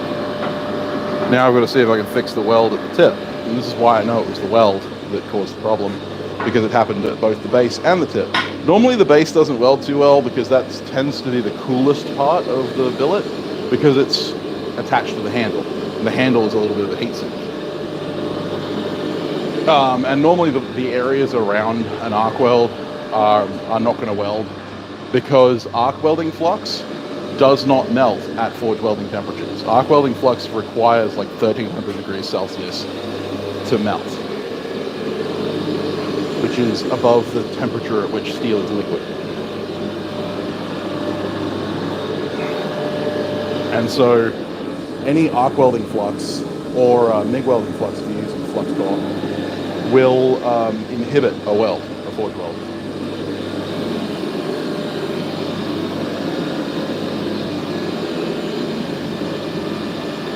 And that's why you get the crappy ends off bad Damascus billets, because they're flux. It could be, Ben, yeah. If you're delaminating at the ends and not in the center, then that's probably a problem. This is why I don't put weld beads down the side of my billet. And you'll notice that most guys that do seam welds on Damascus will tend to do it with either gassed MIG or a TIG welder, because it's completely flux free.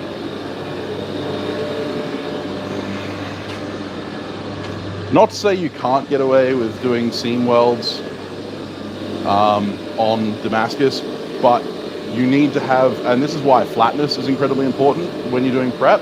Like, the thing is that because this billet wasn't flat and I didn't clench it down before, like crush it down really hard before I welded it, there was gaps between the layers which allowed the ingress of pieces of arc welding flux and the stainless oxides. If my pieces had been perfectly flat,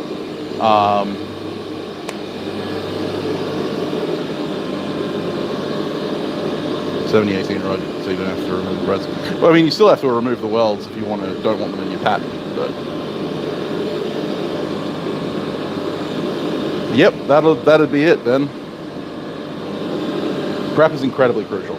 So when you're doing like sealed billet Damascus, you need your bars to be almost perfectly flat, and they need to be well meshed together. And that's why when you see Kyle Royer do it, he actually uses a drill press vise and clamps them all together. Hey, good to see you going, man. Long time no see.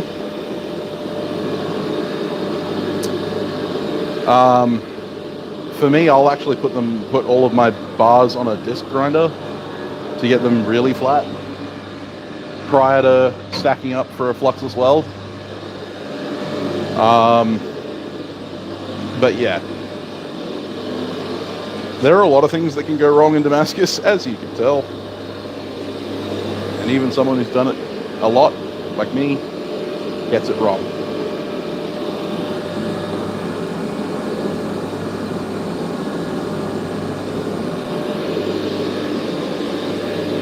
So fear not.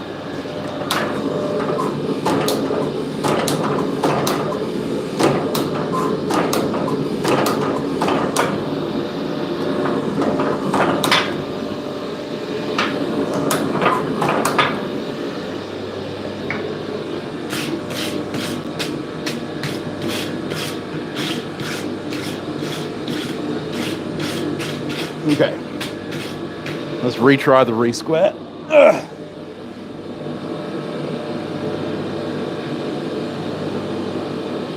And if this goes poorly, I'm just gonna put it to the side and I'll cut off the pieces later and then draw it out afterwards.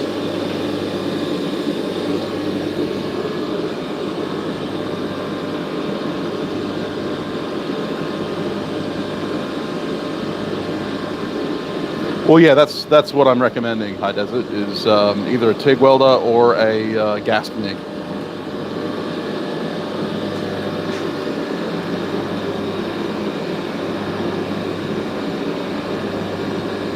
No worries, Ben. That's what I'm here for.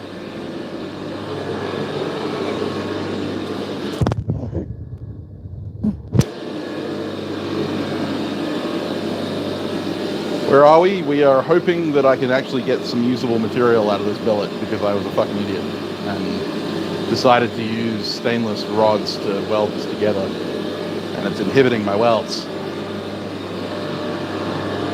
And we're discussing the many things that can go wrong with Damascus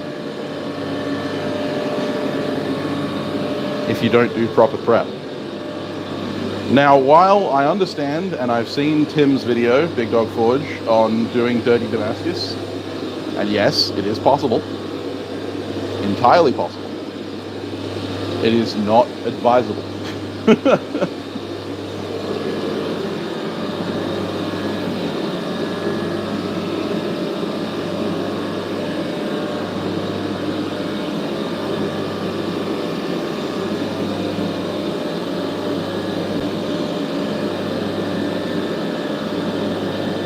Just remember, just because you can doesn't mean you should.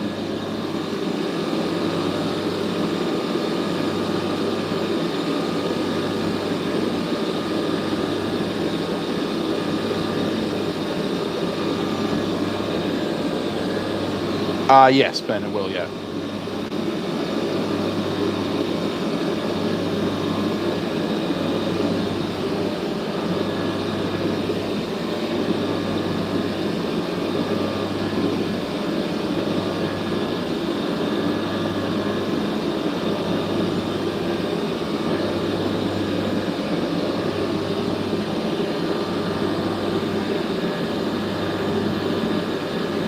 You're a dirty Damascus supporter, Jared? Yeah, well. Oh, you got your ABS membership? Congratulations. Highly recommend doing the recommend doing the course if you can, because it shaves a year off needing to go to JS.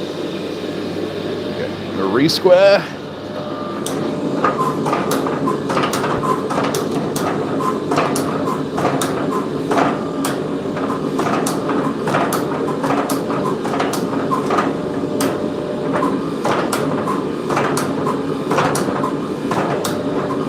Start off slightly less than a 45 and then go to 45, because I'm trying to turn the edges over. And if you go straight to 45, all you do is push the edges down.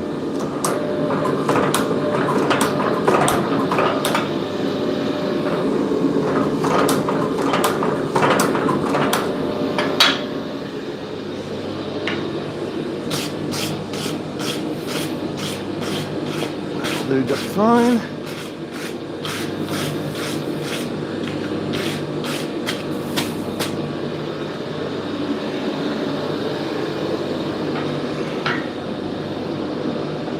Like I said, Jared, just because you can doesn't mean you should.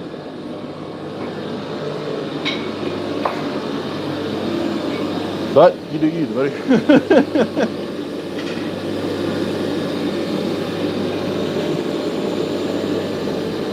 Yeah, you should be able to see the C's start to come in.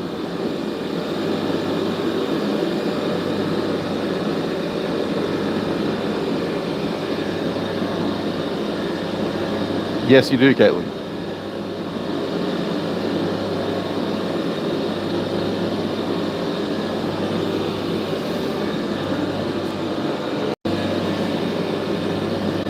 There's a storm rolling in, so we're about to start having connectivity problems.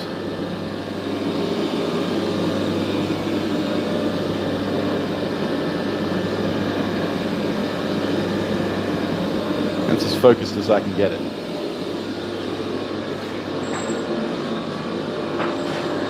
Back in a sec, just gonna go grab a drink. Oh.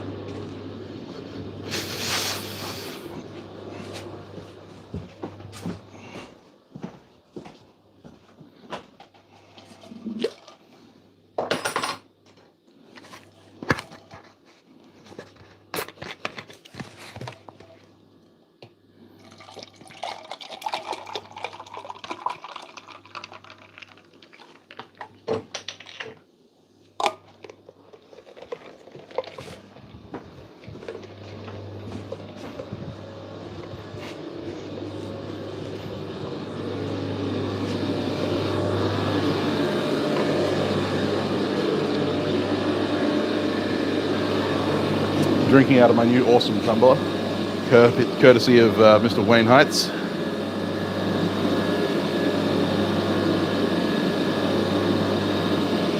What happened to Roy? Oh, the connectivity issues. It's always a bitch. Something in the air, yeah.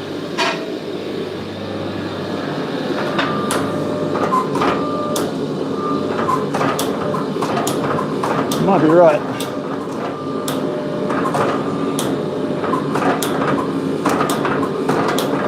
I may have actually saved that portion somehow. That'd be nice.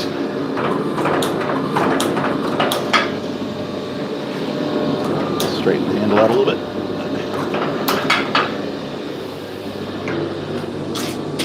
Okay.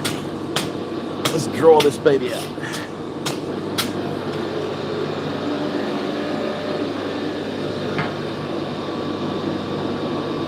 Really glad I didn't decide to do this on the day of the 48-hour challenge.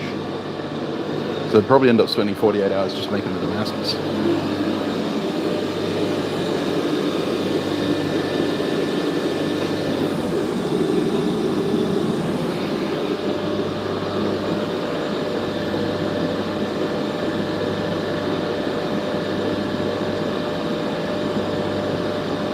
Oh yeah, like you can definitely make a forge welded gun barrel. Jared has proved that.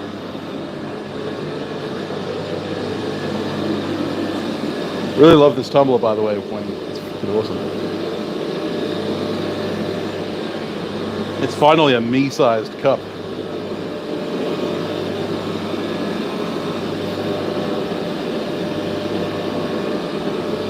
No, James didn't. James doesn't. He's hanging out with Jared at the moment. Jared makes gun barrels.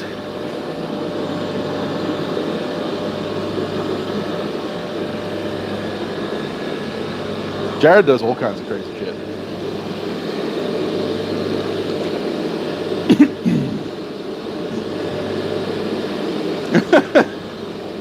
Hey, you gotta start somewhere, Ignis. Either the same computer or the same phone, Declan.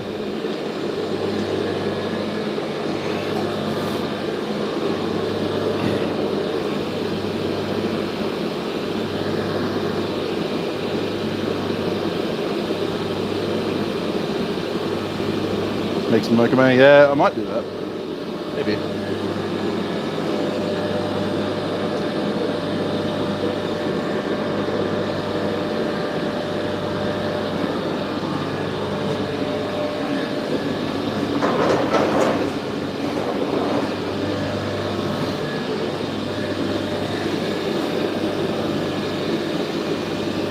Maybe an old file, yeah? That's a good place to start.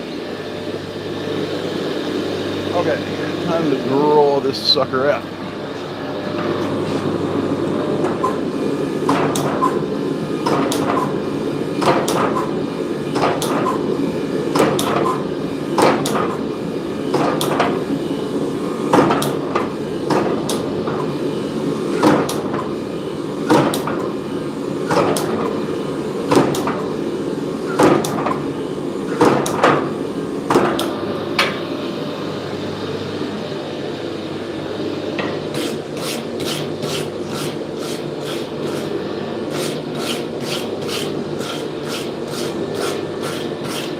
So far, so good.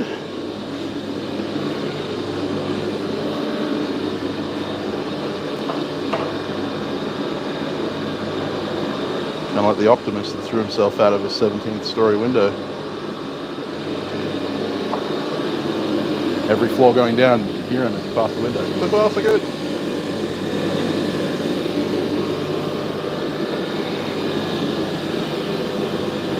Hey, Paul. Yes, I am streaming. Who moved Sam's door? I did. The 48-hour dagger challenge starts on the 16th, Monday. You can certainly make copper and brass sheets into Mokame. You can. Just got to be very careful because brass melts at a lower temperature than copper does.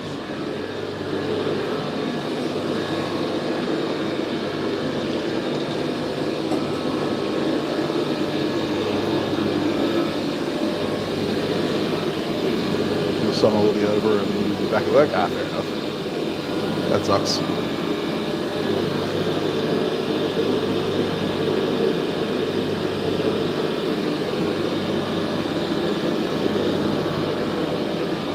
Almost out of space on Preston for all of the stickers that I've got.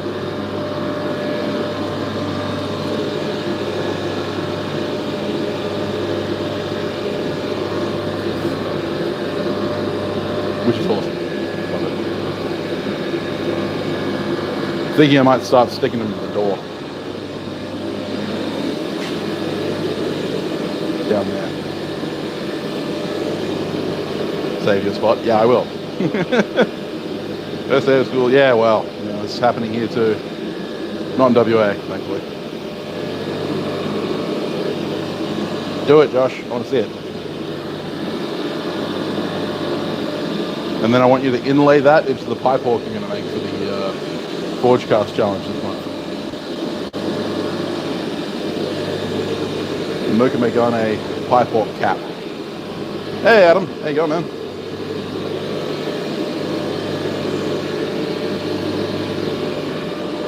Speargrass Forge.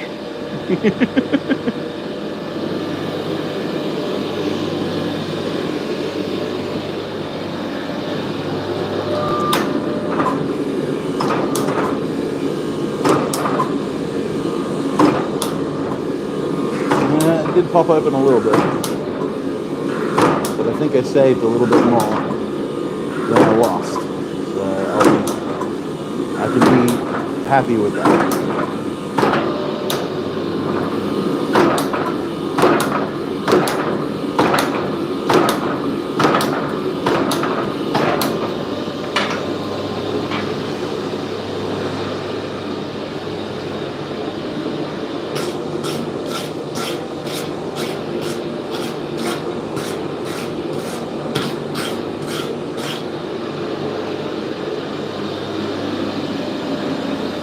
Okay, I'm going to switch out dies so that I can do some proper drawing out. Ow, that's really hot. Funny that.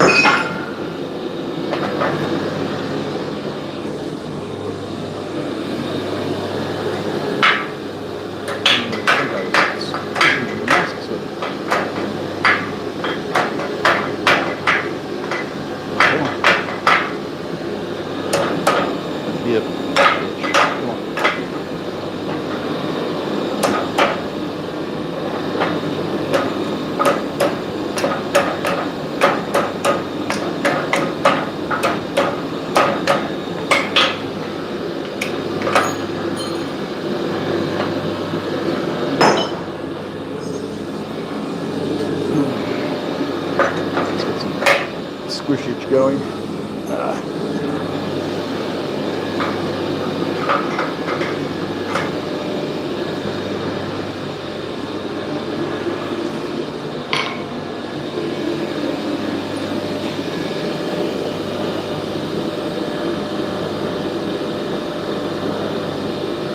I do not got someone there.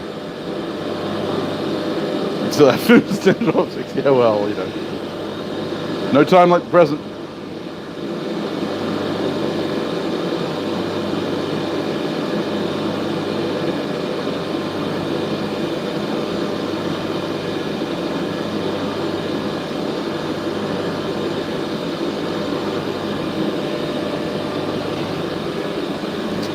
Yes, there have been a few people who've done high layer Mokame, high layer Mokame fucking Kumai. ZJB has done it, and Jason Allard has done it.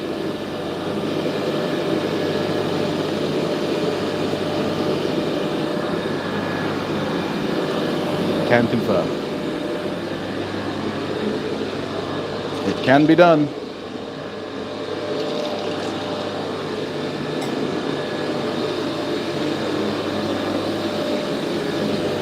Jason has done everything. Much as I love that boy, I also hate him.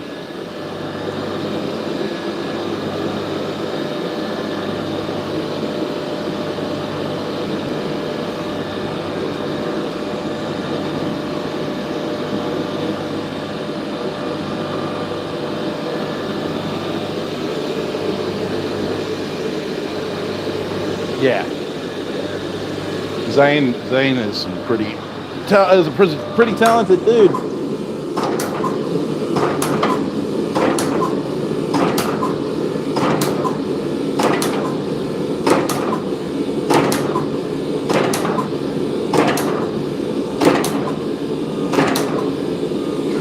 really loved that stiletto he made recently.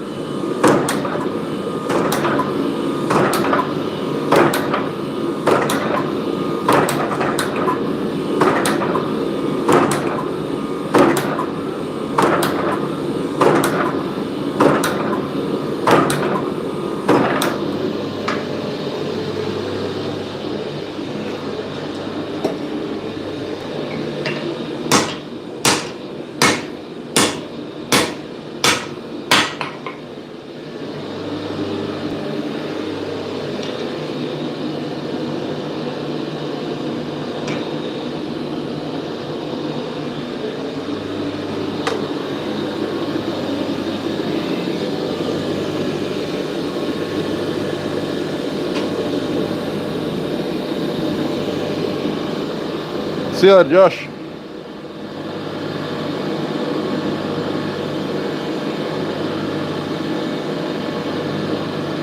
My new fly press is going really well.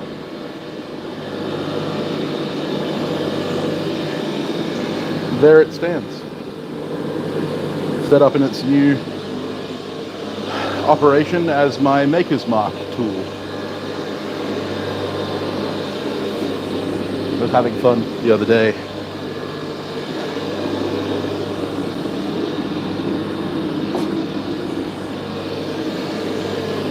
Marking pieces of wood.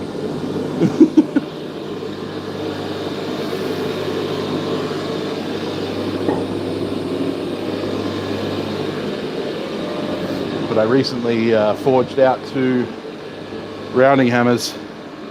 And here's one of them. And that's the mark done with the fly press. Nice and deep and accurate. I love it.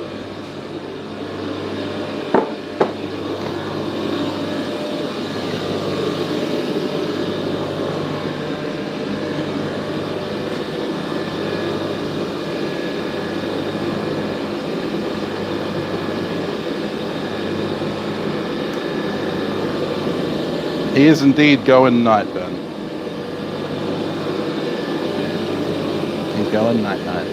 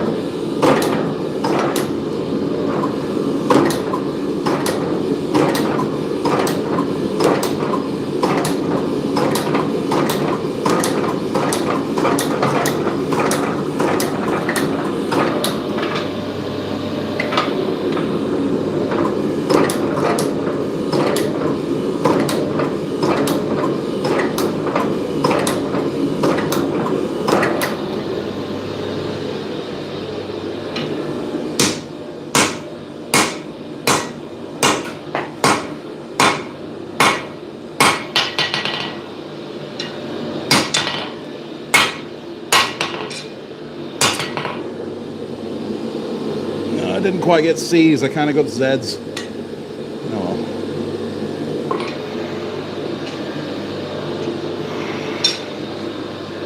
It'll do.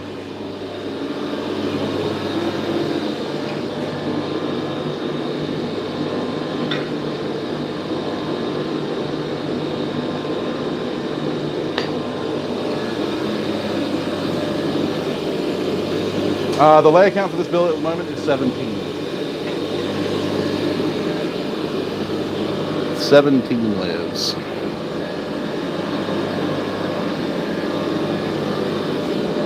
You can see the crummy ends. Where's my finger? There it is. You can see the crummy ends.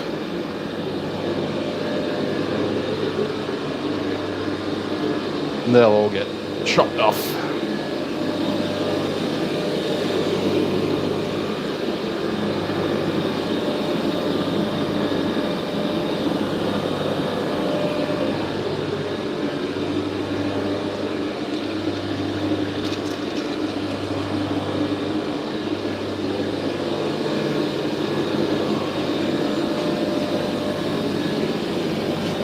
there a sweet spot for good C's? What do you mean?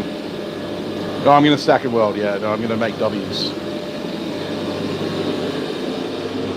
Going to make some W's. At the moment, they're just C's, or effectively Z's. So, in what manner are you talking about sweet spot?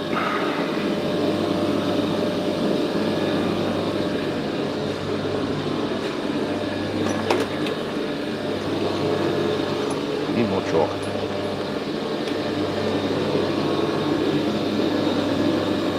See ya, Bobby. The log splitter is 20 ton. Layer count wise, can too many layers make worse C's? Well, yes and no. Like, obviously, the tighter the pattern, the harder it becomes to see. Normally with W's, normally when you're making C's, you're making W's. So,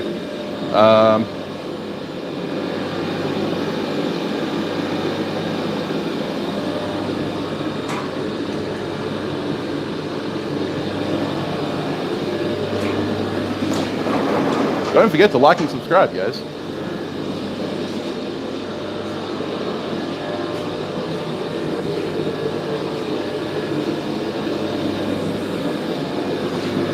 So,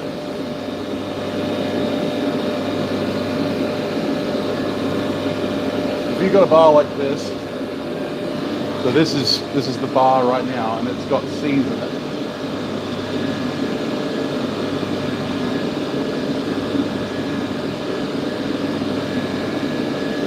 Your main aim is to then create W's, so to stack up a bar like this.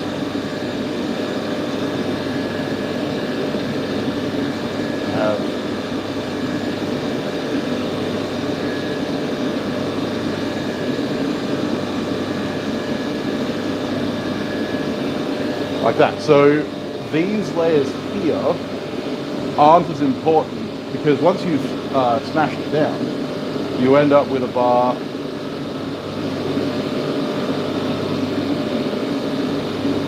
that has this.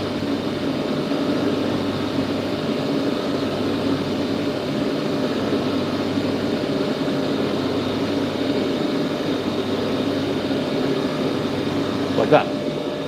And so the key to this is that if you were to draw a knife out, then you and wouldn't cut into this or twist it or anything like that, you would just literally have straight lines running down your blade, because from the side, this bar, like a C on the side, is just a straight line. So the thing about W's is you have to ladder it, you have to raindrop it, or you have to twist it in order to get some of the advantageous stuff, because it's a mosaic bar. This is the start to mosaic. So if you were going to make explosion pattern, this is how you would start. Like what I'm doing right now is how you would start. The number of layers this way isn't so important as the number of layers this way.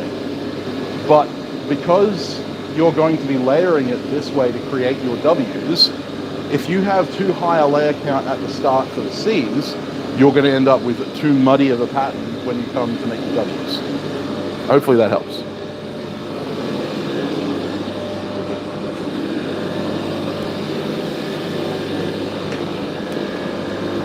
But yeah, this is basically intro to mosaic.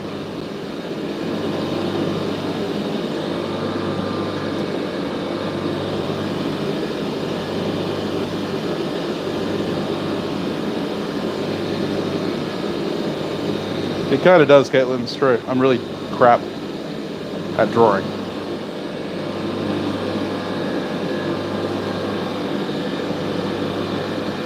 Beef steak, biscuits, and gravy sounds good.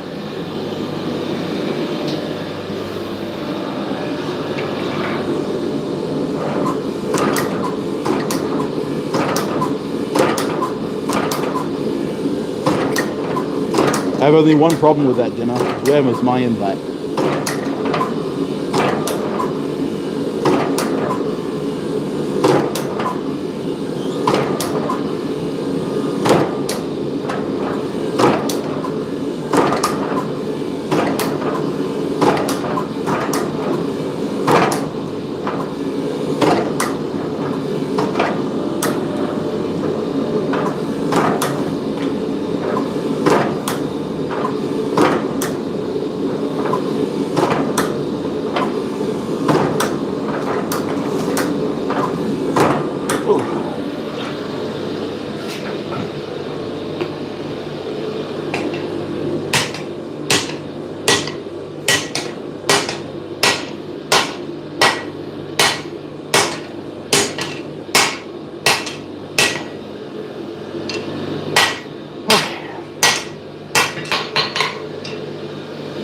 now I can switch out for the flat dies and start drawing this out flat.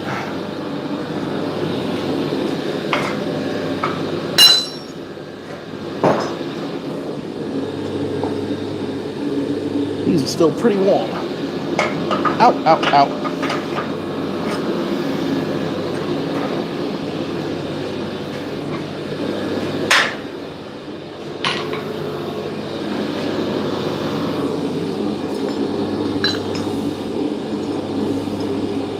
I put the top one in the bottom rack.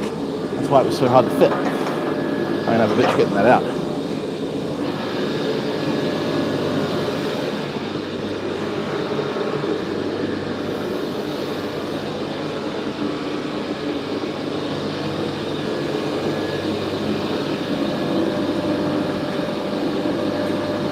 It's fine. It'll do.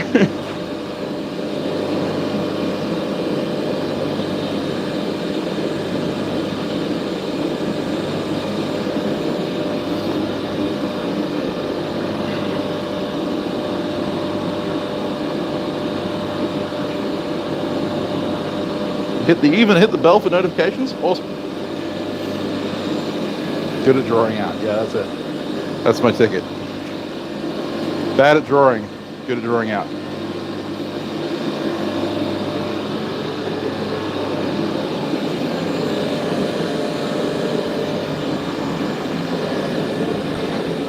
The only kind of drawing that really matters. Unless you're into engraving like I am. And then drawing becomes kind of necessary.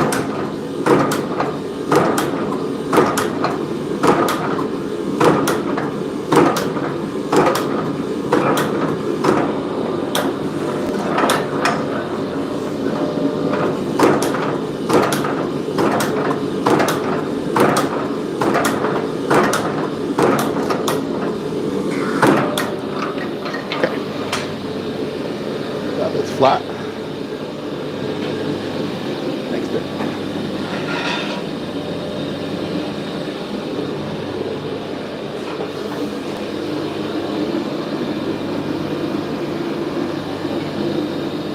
Yes, in Turkey specifically.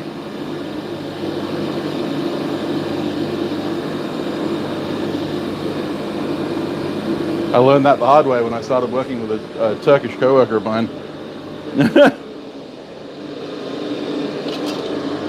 When he first moved here from Turkey, he was horrified that people kept giving each other the thumbs up. Like, does everyone hate each other around here?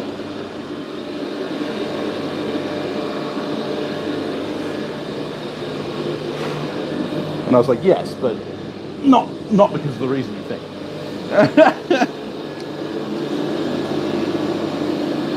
Did I miss a super chat?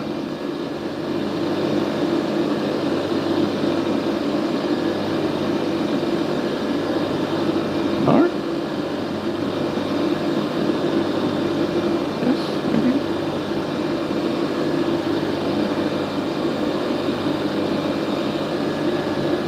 Preston is the best.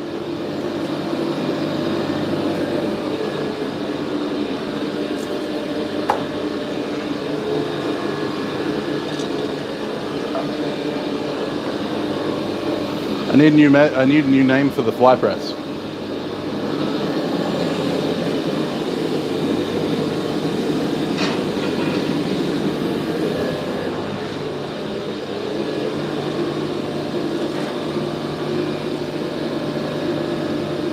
I feel you there, Caitlin.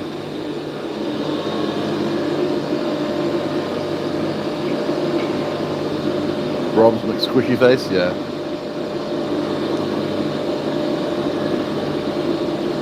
George McFly. What about Marty McFly?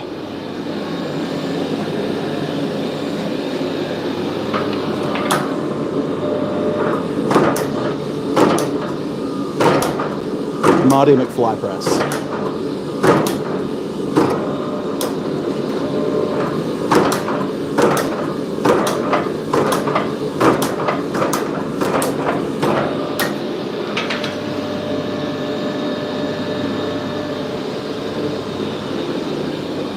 Kind of like that.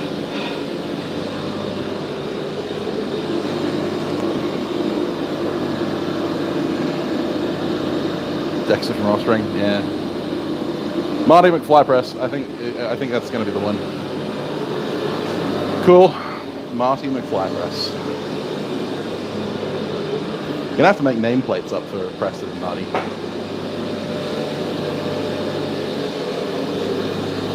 Because the original manufacturer's label has been chiseled off this one for some fucking stupid reason.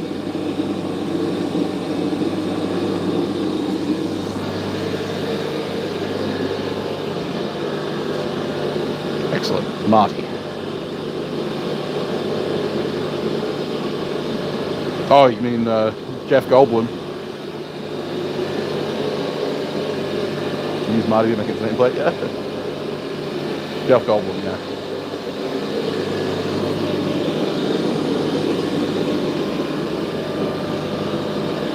The legend himself.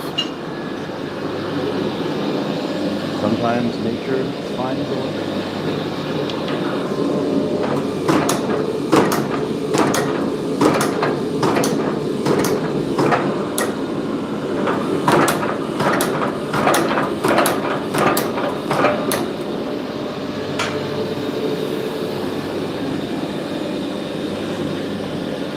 You're gonna have to switch out the big flat dies to deal with the rest of it.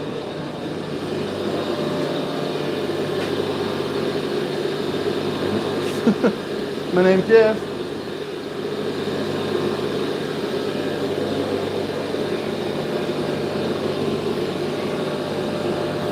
Now I'm kind of stuck on Marty, to be honest.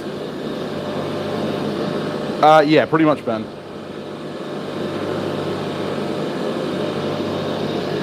Pressing Marty's. They do.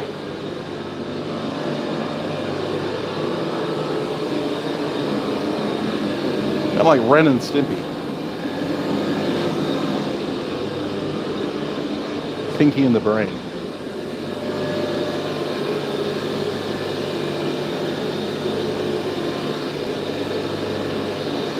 But yeah, I use forge welding heat all the time when I'm drawing out, mainly because if there is the opportunity for it to delam, it's not going to want to because it's moving quite a bit. Marlowe and Otis, yep.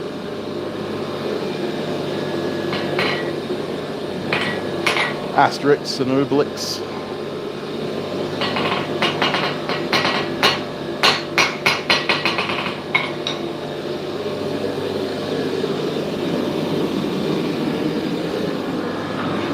Calvin and Hobbes.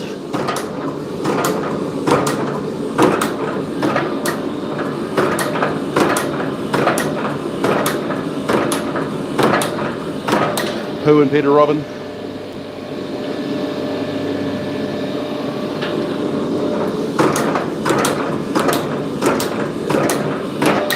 The list goes on. SpongeBob, Patrick.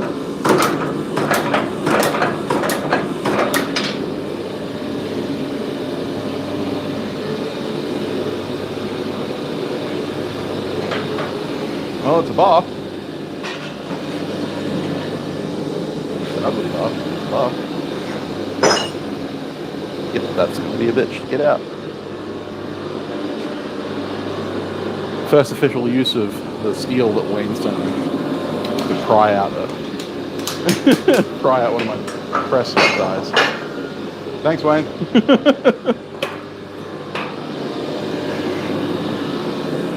Came in handy.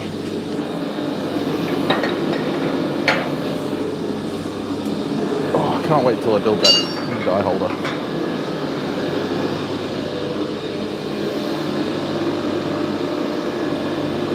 Rocky and Bullwinkle, Chip and Dale, yep.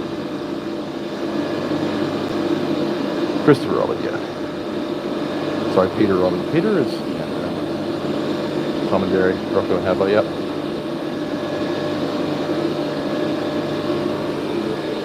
Crowbar. Yeah, kind of a crowbar.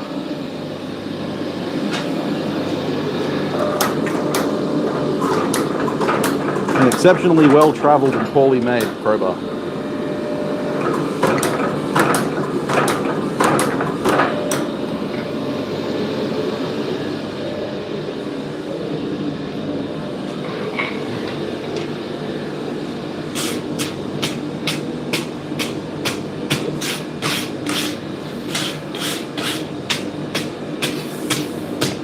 Try and get the worst of the scale off before I have to cut it, grind it, and restack.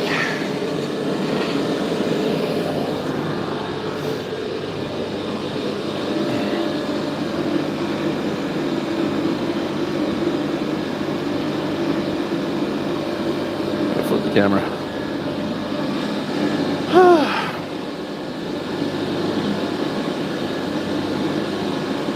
Bugs and Elma, bugs to death. Sneak in. Yeah. You're small enough, no one will notice.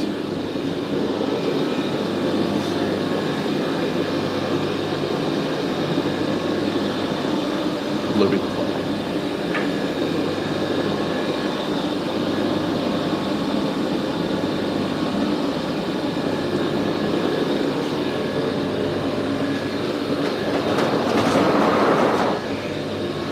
Throwing some shade.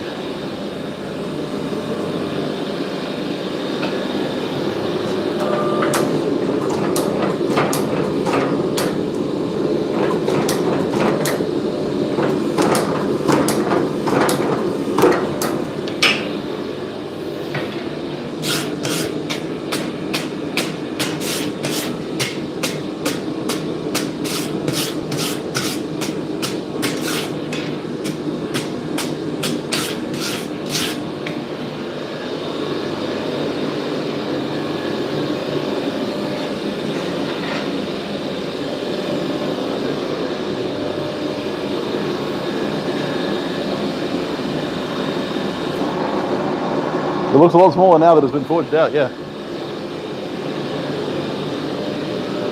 How cold does it get? I think the coldest day we've had so far was 3 degrees Celsius. In minimum, like that was the lowest minimum overnight. The lowest and maximum we get is about 16. I think we had 14 last week, so yeah, 14 Celsius. Don't know what that is in Fahrenheit.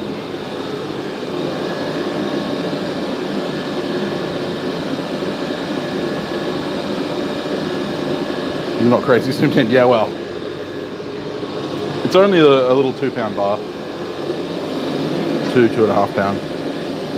Nothing crazy.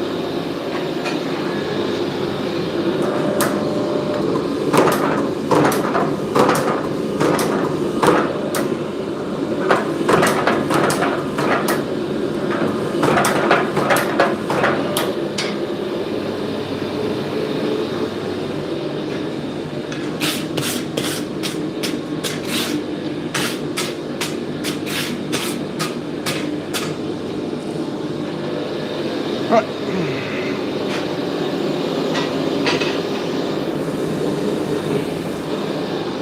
Bit.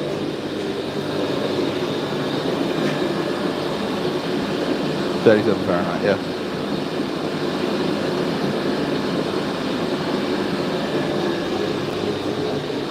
Oh God. Oh. Snap, crackle, pop.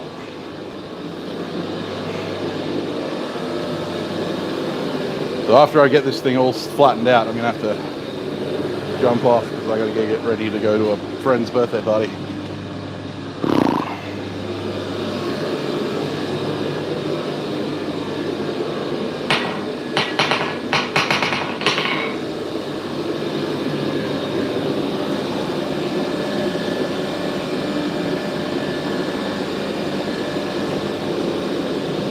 Wish you building a shop with no insulation. Yeah, well. Trying to get global. That's not a bad thing.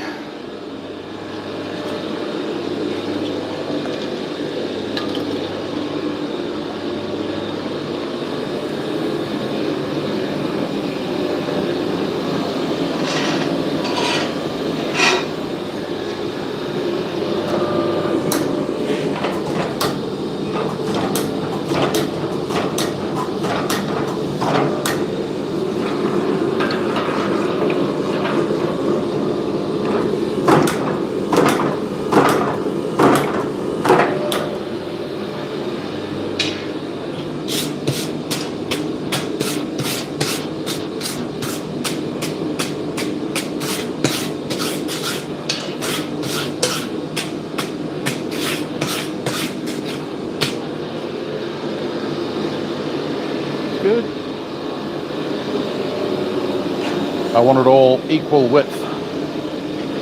Thickness can vary a little bit, I don't mind, but equal width is important.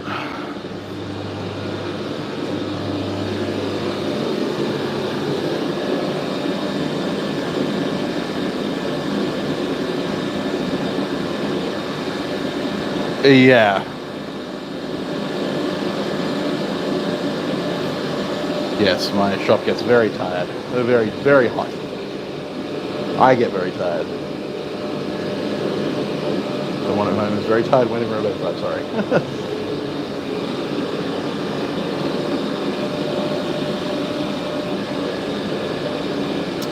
Yeah, Ben, it gets pretty nasty. Use a tab inebriated. Hope you're not forging while you're doing that.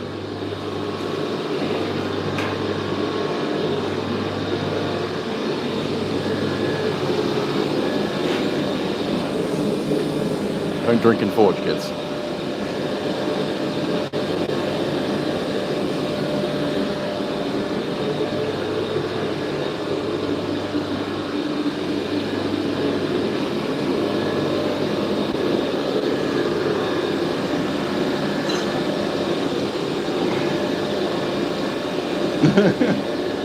A junction is, yes, is indeed a donut. A sprinkled one, that.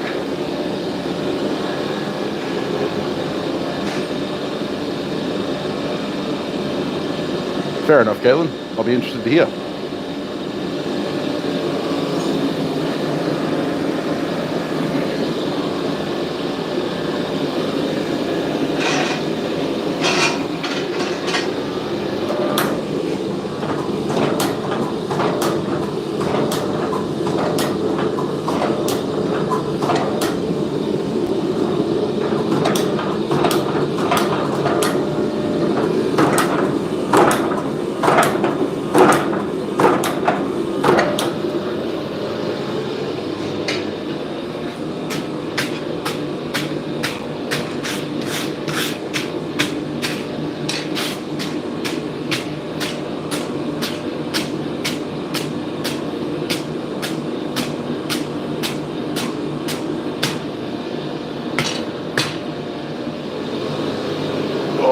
Almost done. One more pass. We'll be done. And we will have a bar of C's ready to make into W's.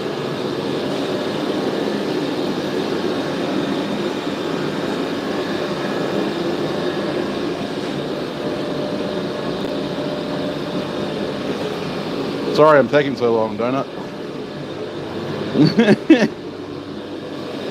I'll hurry it up. Hurry up, fire.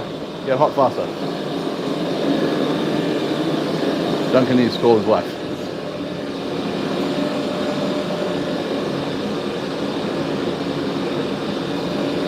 Oof. Man, that hurts. I got real good last night at HEMA. Training newbies is always fun.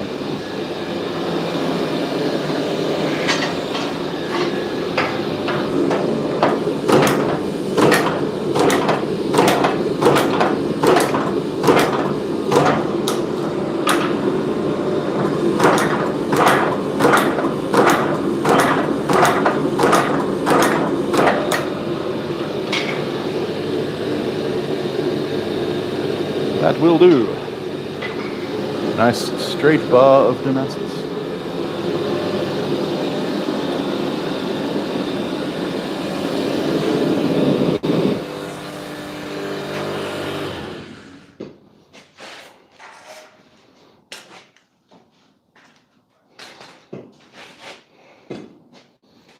That doesn't turn as easy when I'm not holding the tripod. There you go. There we go. A bit more eye to eye.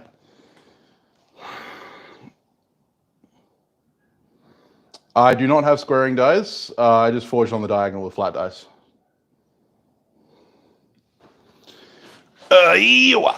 So here we go. Roughly 2 pounds of steel. I'm going to lose a little bit because of delamination, but I managed to get a bit of it to forge weld up. Probably going to lose about that much. So that much from that end and about that much from that end. But I managed to save the majority of the bar, which I'm happy about. So that's the start of W's. Now I need to grind it, polish it, chop it, stack it, weld it, twist it, bop it. And then draw it out into a square bar and twist it.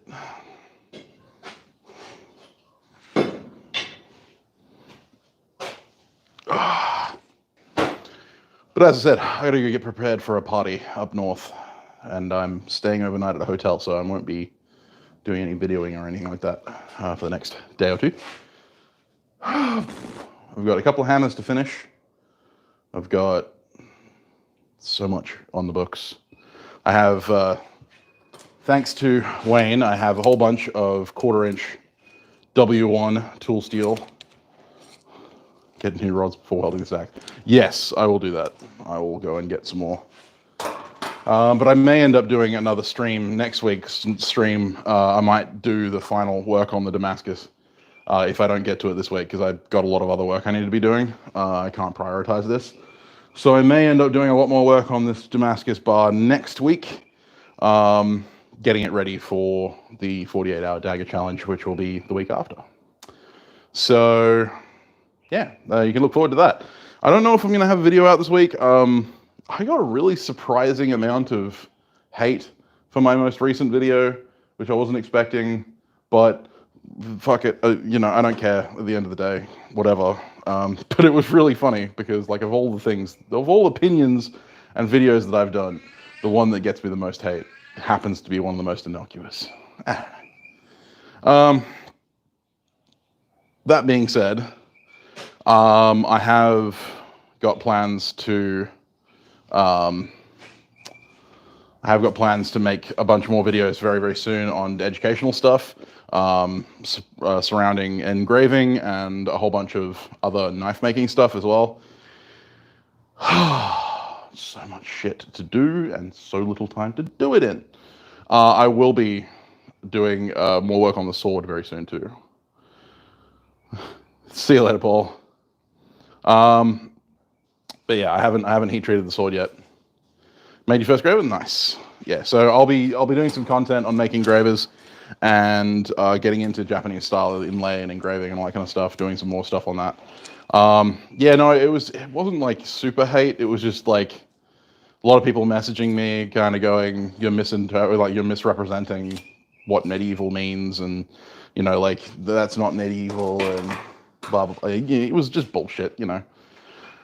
Yeah, Kuro, that was exactly right.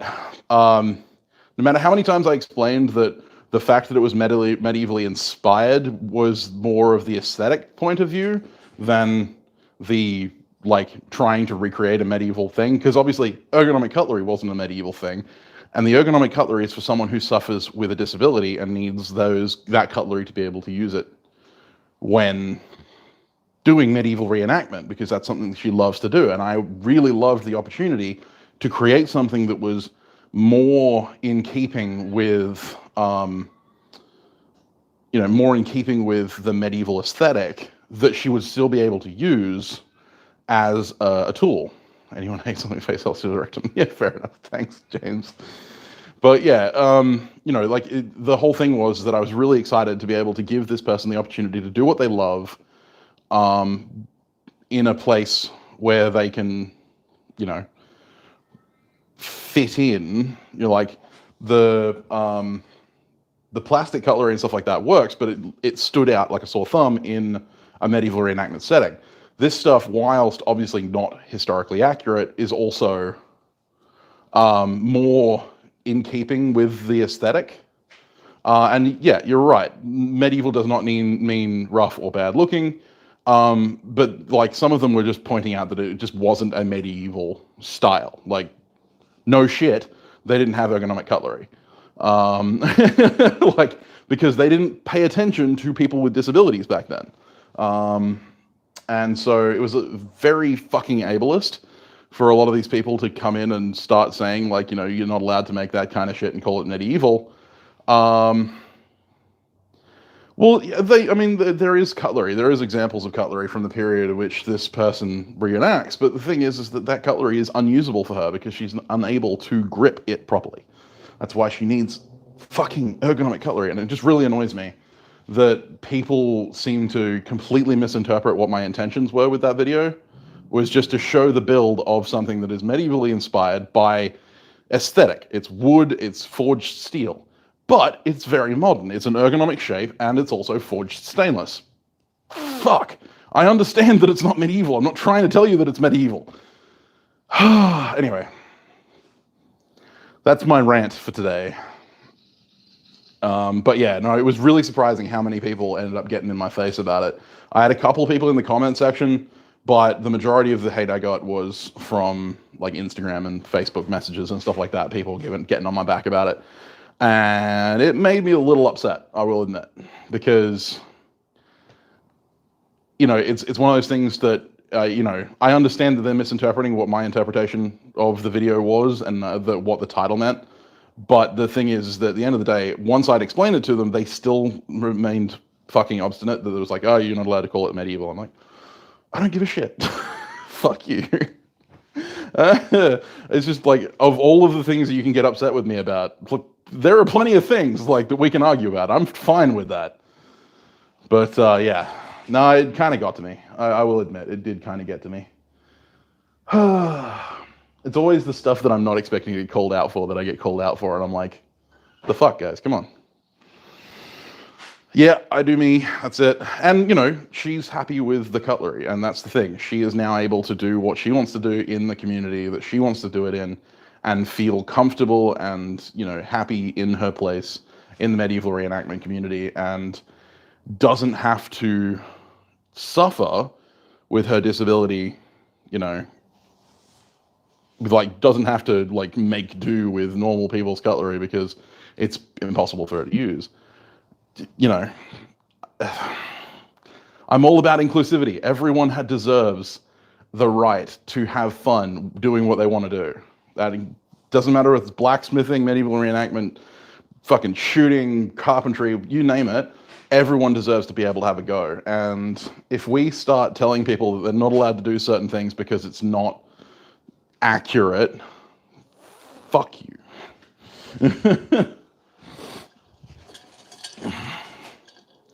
Yes, SEA has severe issues with disabilities and not allowing people to play with disabilities. And it annoys the crap out of me. Our community here locally is actually really good because we have a number of people who have severe disabilities that are, they're wheelchair bound. And so the community here has kind of made a lot of allowances. Not going for an arts and sciences for SEA, yeah, no. But no, the local community is pretty good, but the global community as a whole, when it comes to medieval stuff, is fucking awful. It's just terrible. You can't do anything in the medieval sphere. Like when the other video that I got a lot of shit for was the Tudor Arrowhead video. Because then there was an argument about what is Tudor and fucking, yeah, anachronism, exactly, anachronism. People don't understand that, Debunker. Yeah, it's one of the hard parts about being a medieval, a medieval enthusiast, being a historical enthusiast, is that you end up just running into all the pedants. And that's why I left the SCA. That's why I got out, because I could not fucking handle it anymore. Sheep to shoal, yeah. Well, and that's the thing, how far do you fucking take it? Unless you're literally arriving to every event in a horse-drawn carriage, the horse-drawn carriage being made of hewn timbers that you've hewed yourself, and the horse which you've reared yourself, and all of your clothes are made from either wool that you have sheared from sheep yourself or from flax that you have grown and then fucking spun yourself. with a spinning wheel that you made yourself, with iron tools that you have smelted the iron for, fucking refined it, and then made the tools out of, where does it end?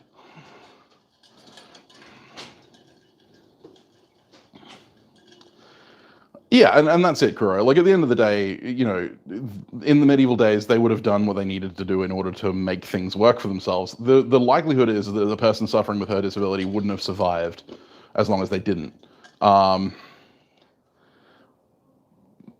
Because people wouldn't have cared for them. Like, they wouldn't have had the support that we give to people with disabilities these days, because we understand that all human life has value. Back then, it would have been, you can't give us anything, so therefore, fuck you, die. Task of the Smith is to bring forth that which is fit for purpose. Yes. And that's exactly right. Like, James, I'm not saying I'm going to stop. I'm not saying that I'm going to, like, I am less interested in recreating medieval stuff or doing medieval style stuff. I'm just having a bit of a rant about pedants and stuff. Me and Alex have had a real issue with pedantry recently. Alex has been getting called out for doing some of the most innocuous shit. Like, there's a lot of things you can call Alex on, and he'll admit that. But the stuff that he's getting attacked for recently has been fucking bullshit, and I just don't understand it. And that's why the most recent Forgecast episode is about pedantry and elitism. Because, yeah, there's a shitload of it in every craft and in every community, and we want to see it stopped. We want to put a stop to that. We want to, you know, there are a billion ways to skin a cat. Whatever way you use, if it works, it works. It doesn't fucking matter if it, like, it's not what the masters do. If it works for you, do it. You know, like, obviously we want to encourage safety. We want to encourage, you know, like, efficiency if we can. But if you want to do something the least efficient way, that's up to you. Exactly, Caitlin. There was speciality. Even in blacksmithing, you had the guys who forged the blade. Then you had a guy who ground the blade. Then you had a guy who made the hilt fittings. You know, like, there are specialties within specialties. That doesn't exist anymore. And I mean, even now, sheep shearers don't spin wool. Sheep shearers these days, they shear the sheep and then they send the fucking wool off and it gets processed. But yeah, the thing is that elitism, pedantry only hurts any community or craft you're in. If you gatekeep, and we all do it, like, to a certain extent, even if we don't do it vocally, we do it internally. Like, we'll think, you know, you're cheating, or that's not real blacksmithing. We all are guilty of it to some extent or another. But at the end of the day, any elitism is going to hurt the craft, right? Because it's going to close the door to new people. It's going to close the door to beginners. It's going to say, you can't be part of this group, or you can't be a part of this craft without meeting our completely arbitrary standards. And basically all that does is hurt the craft in the long run, because the less people that do what you're doing, like in blacksmithing especially, the more people that do what we do, the more communities, the more companies are going to be supplying blacksmithing equipment, right? The more companies that are going to want to bring out new abrasives, new grinders, new forges, new forged linings, all this kind of stuff comes because of the, you know, the fact that the community is growing. Vegan knife making. Yeah, exactly. But I give shit to vegan knife makers purely because it's funny. That's not a version of like, you know, I'm not saying that vegan knife making or knife making in general, because I normally differentiate between bladesmithing and knife making. I don't differentiate between those two as being one is better than the other. I have done stock removal knife making myself. I do bladesmithing mostly because I enjoy forging. But if you're going to make knives and you want to make knives with a grinder rather than a forge, you are no less worthy of a knife maker. I've seen some amazing knife makers. Some of my favorite knife makers out there, Bob Loveless, TK Steingas, both stock removal knife makers who are amazing at what they do. Or Bob Loveless is no longer with us, but TK Steingas is an amazing knife maker. And he does all stock removal, but his blades are just so clean. Like, that man is a fucking legend. And again, all stock removal. Ricardo Mainolfi does a lot of stock removal. Peter Del Razo does a lot of stock removal. DB Knives, who makes a lot of tactical stuff. I don't particularly like tactical stuff, but I can appreciate the talent that he has for his craft. Ben Tendick, BRT Knives. He makes amazing CPM 3V and CPM 154, like Tantos and kiridashi and stuff like that, wakizashis and stuff like that. And it's all ground, like grinder finishes, all that kind of stuff. And it looks sweet as shit, and I want one. But at the end of the day, it doesn't make you less of a knife maker to be a vegan knife maker. The reason that we give people shit for that kind of thing is because we're Australians, and that's kind of what we do. We like to give people shit even when we like them. I don't mind a bit of sass. What I don't like is when we gatekeep the community. Like, you can't be part of our community because you only use a grinder. That I hate. Yep, design laser cutout. Yep, I plan on getting, I've got a friend who runs a laser cutter, obviously. Yeah, it went well, mate. We got a billet, we got a bar. That's the bar ready for cutting and stacking. Yeah, stitch counters. That's right. Stitch counters can ruin any hobby. But that's it. At the end of the day, I'm all about increasing this community in a healthy and encouraging way. If I see you being negative, or if I see you gatekeeping this community, I am going to tear you a new asshole in public. On any platform that I have, and I have many, like, they may not be large, but the thing is, at the end of the day, I want to encourage people to be able to come to me who have never swung a hammer before, know nothing about steel, to be able to come to me and ask me questions without having to worry about the fact that I am going to judge them for not knowing. I want them to be able to approach anyone in the community and say, hey, I want to get into blacksmithing, where do I start? And not get met with, oh, you need to do this, this, and this, because otherwise you're not a real blacksmith, or otherwise you're not a real bladesmith. Fucking hate that. And when I hear about it, I get a little bit pissed. But anyway, that's the end of my rant. This last like 15 minutes have just been me ranting about elitism, and I could go on for hours, but I need to go get ready for this party. So thank you very much for hanging out with me. I hope you enjoyed it. I know it was a little boring. Watching me make Damascus is always a little bit boring because it's just heat press, heat press, heat press. But next stream will probably be much of the same, making some more crush W's, making it a twist crush W's, and then edge bars on it.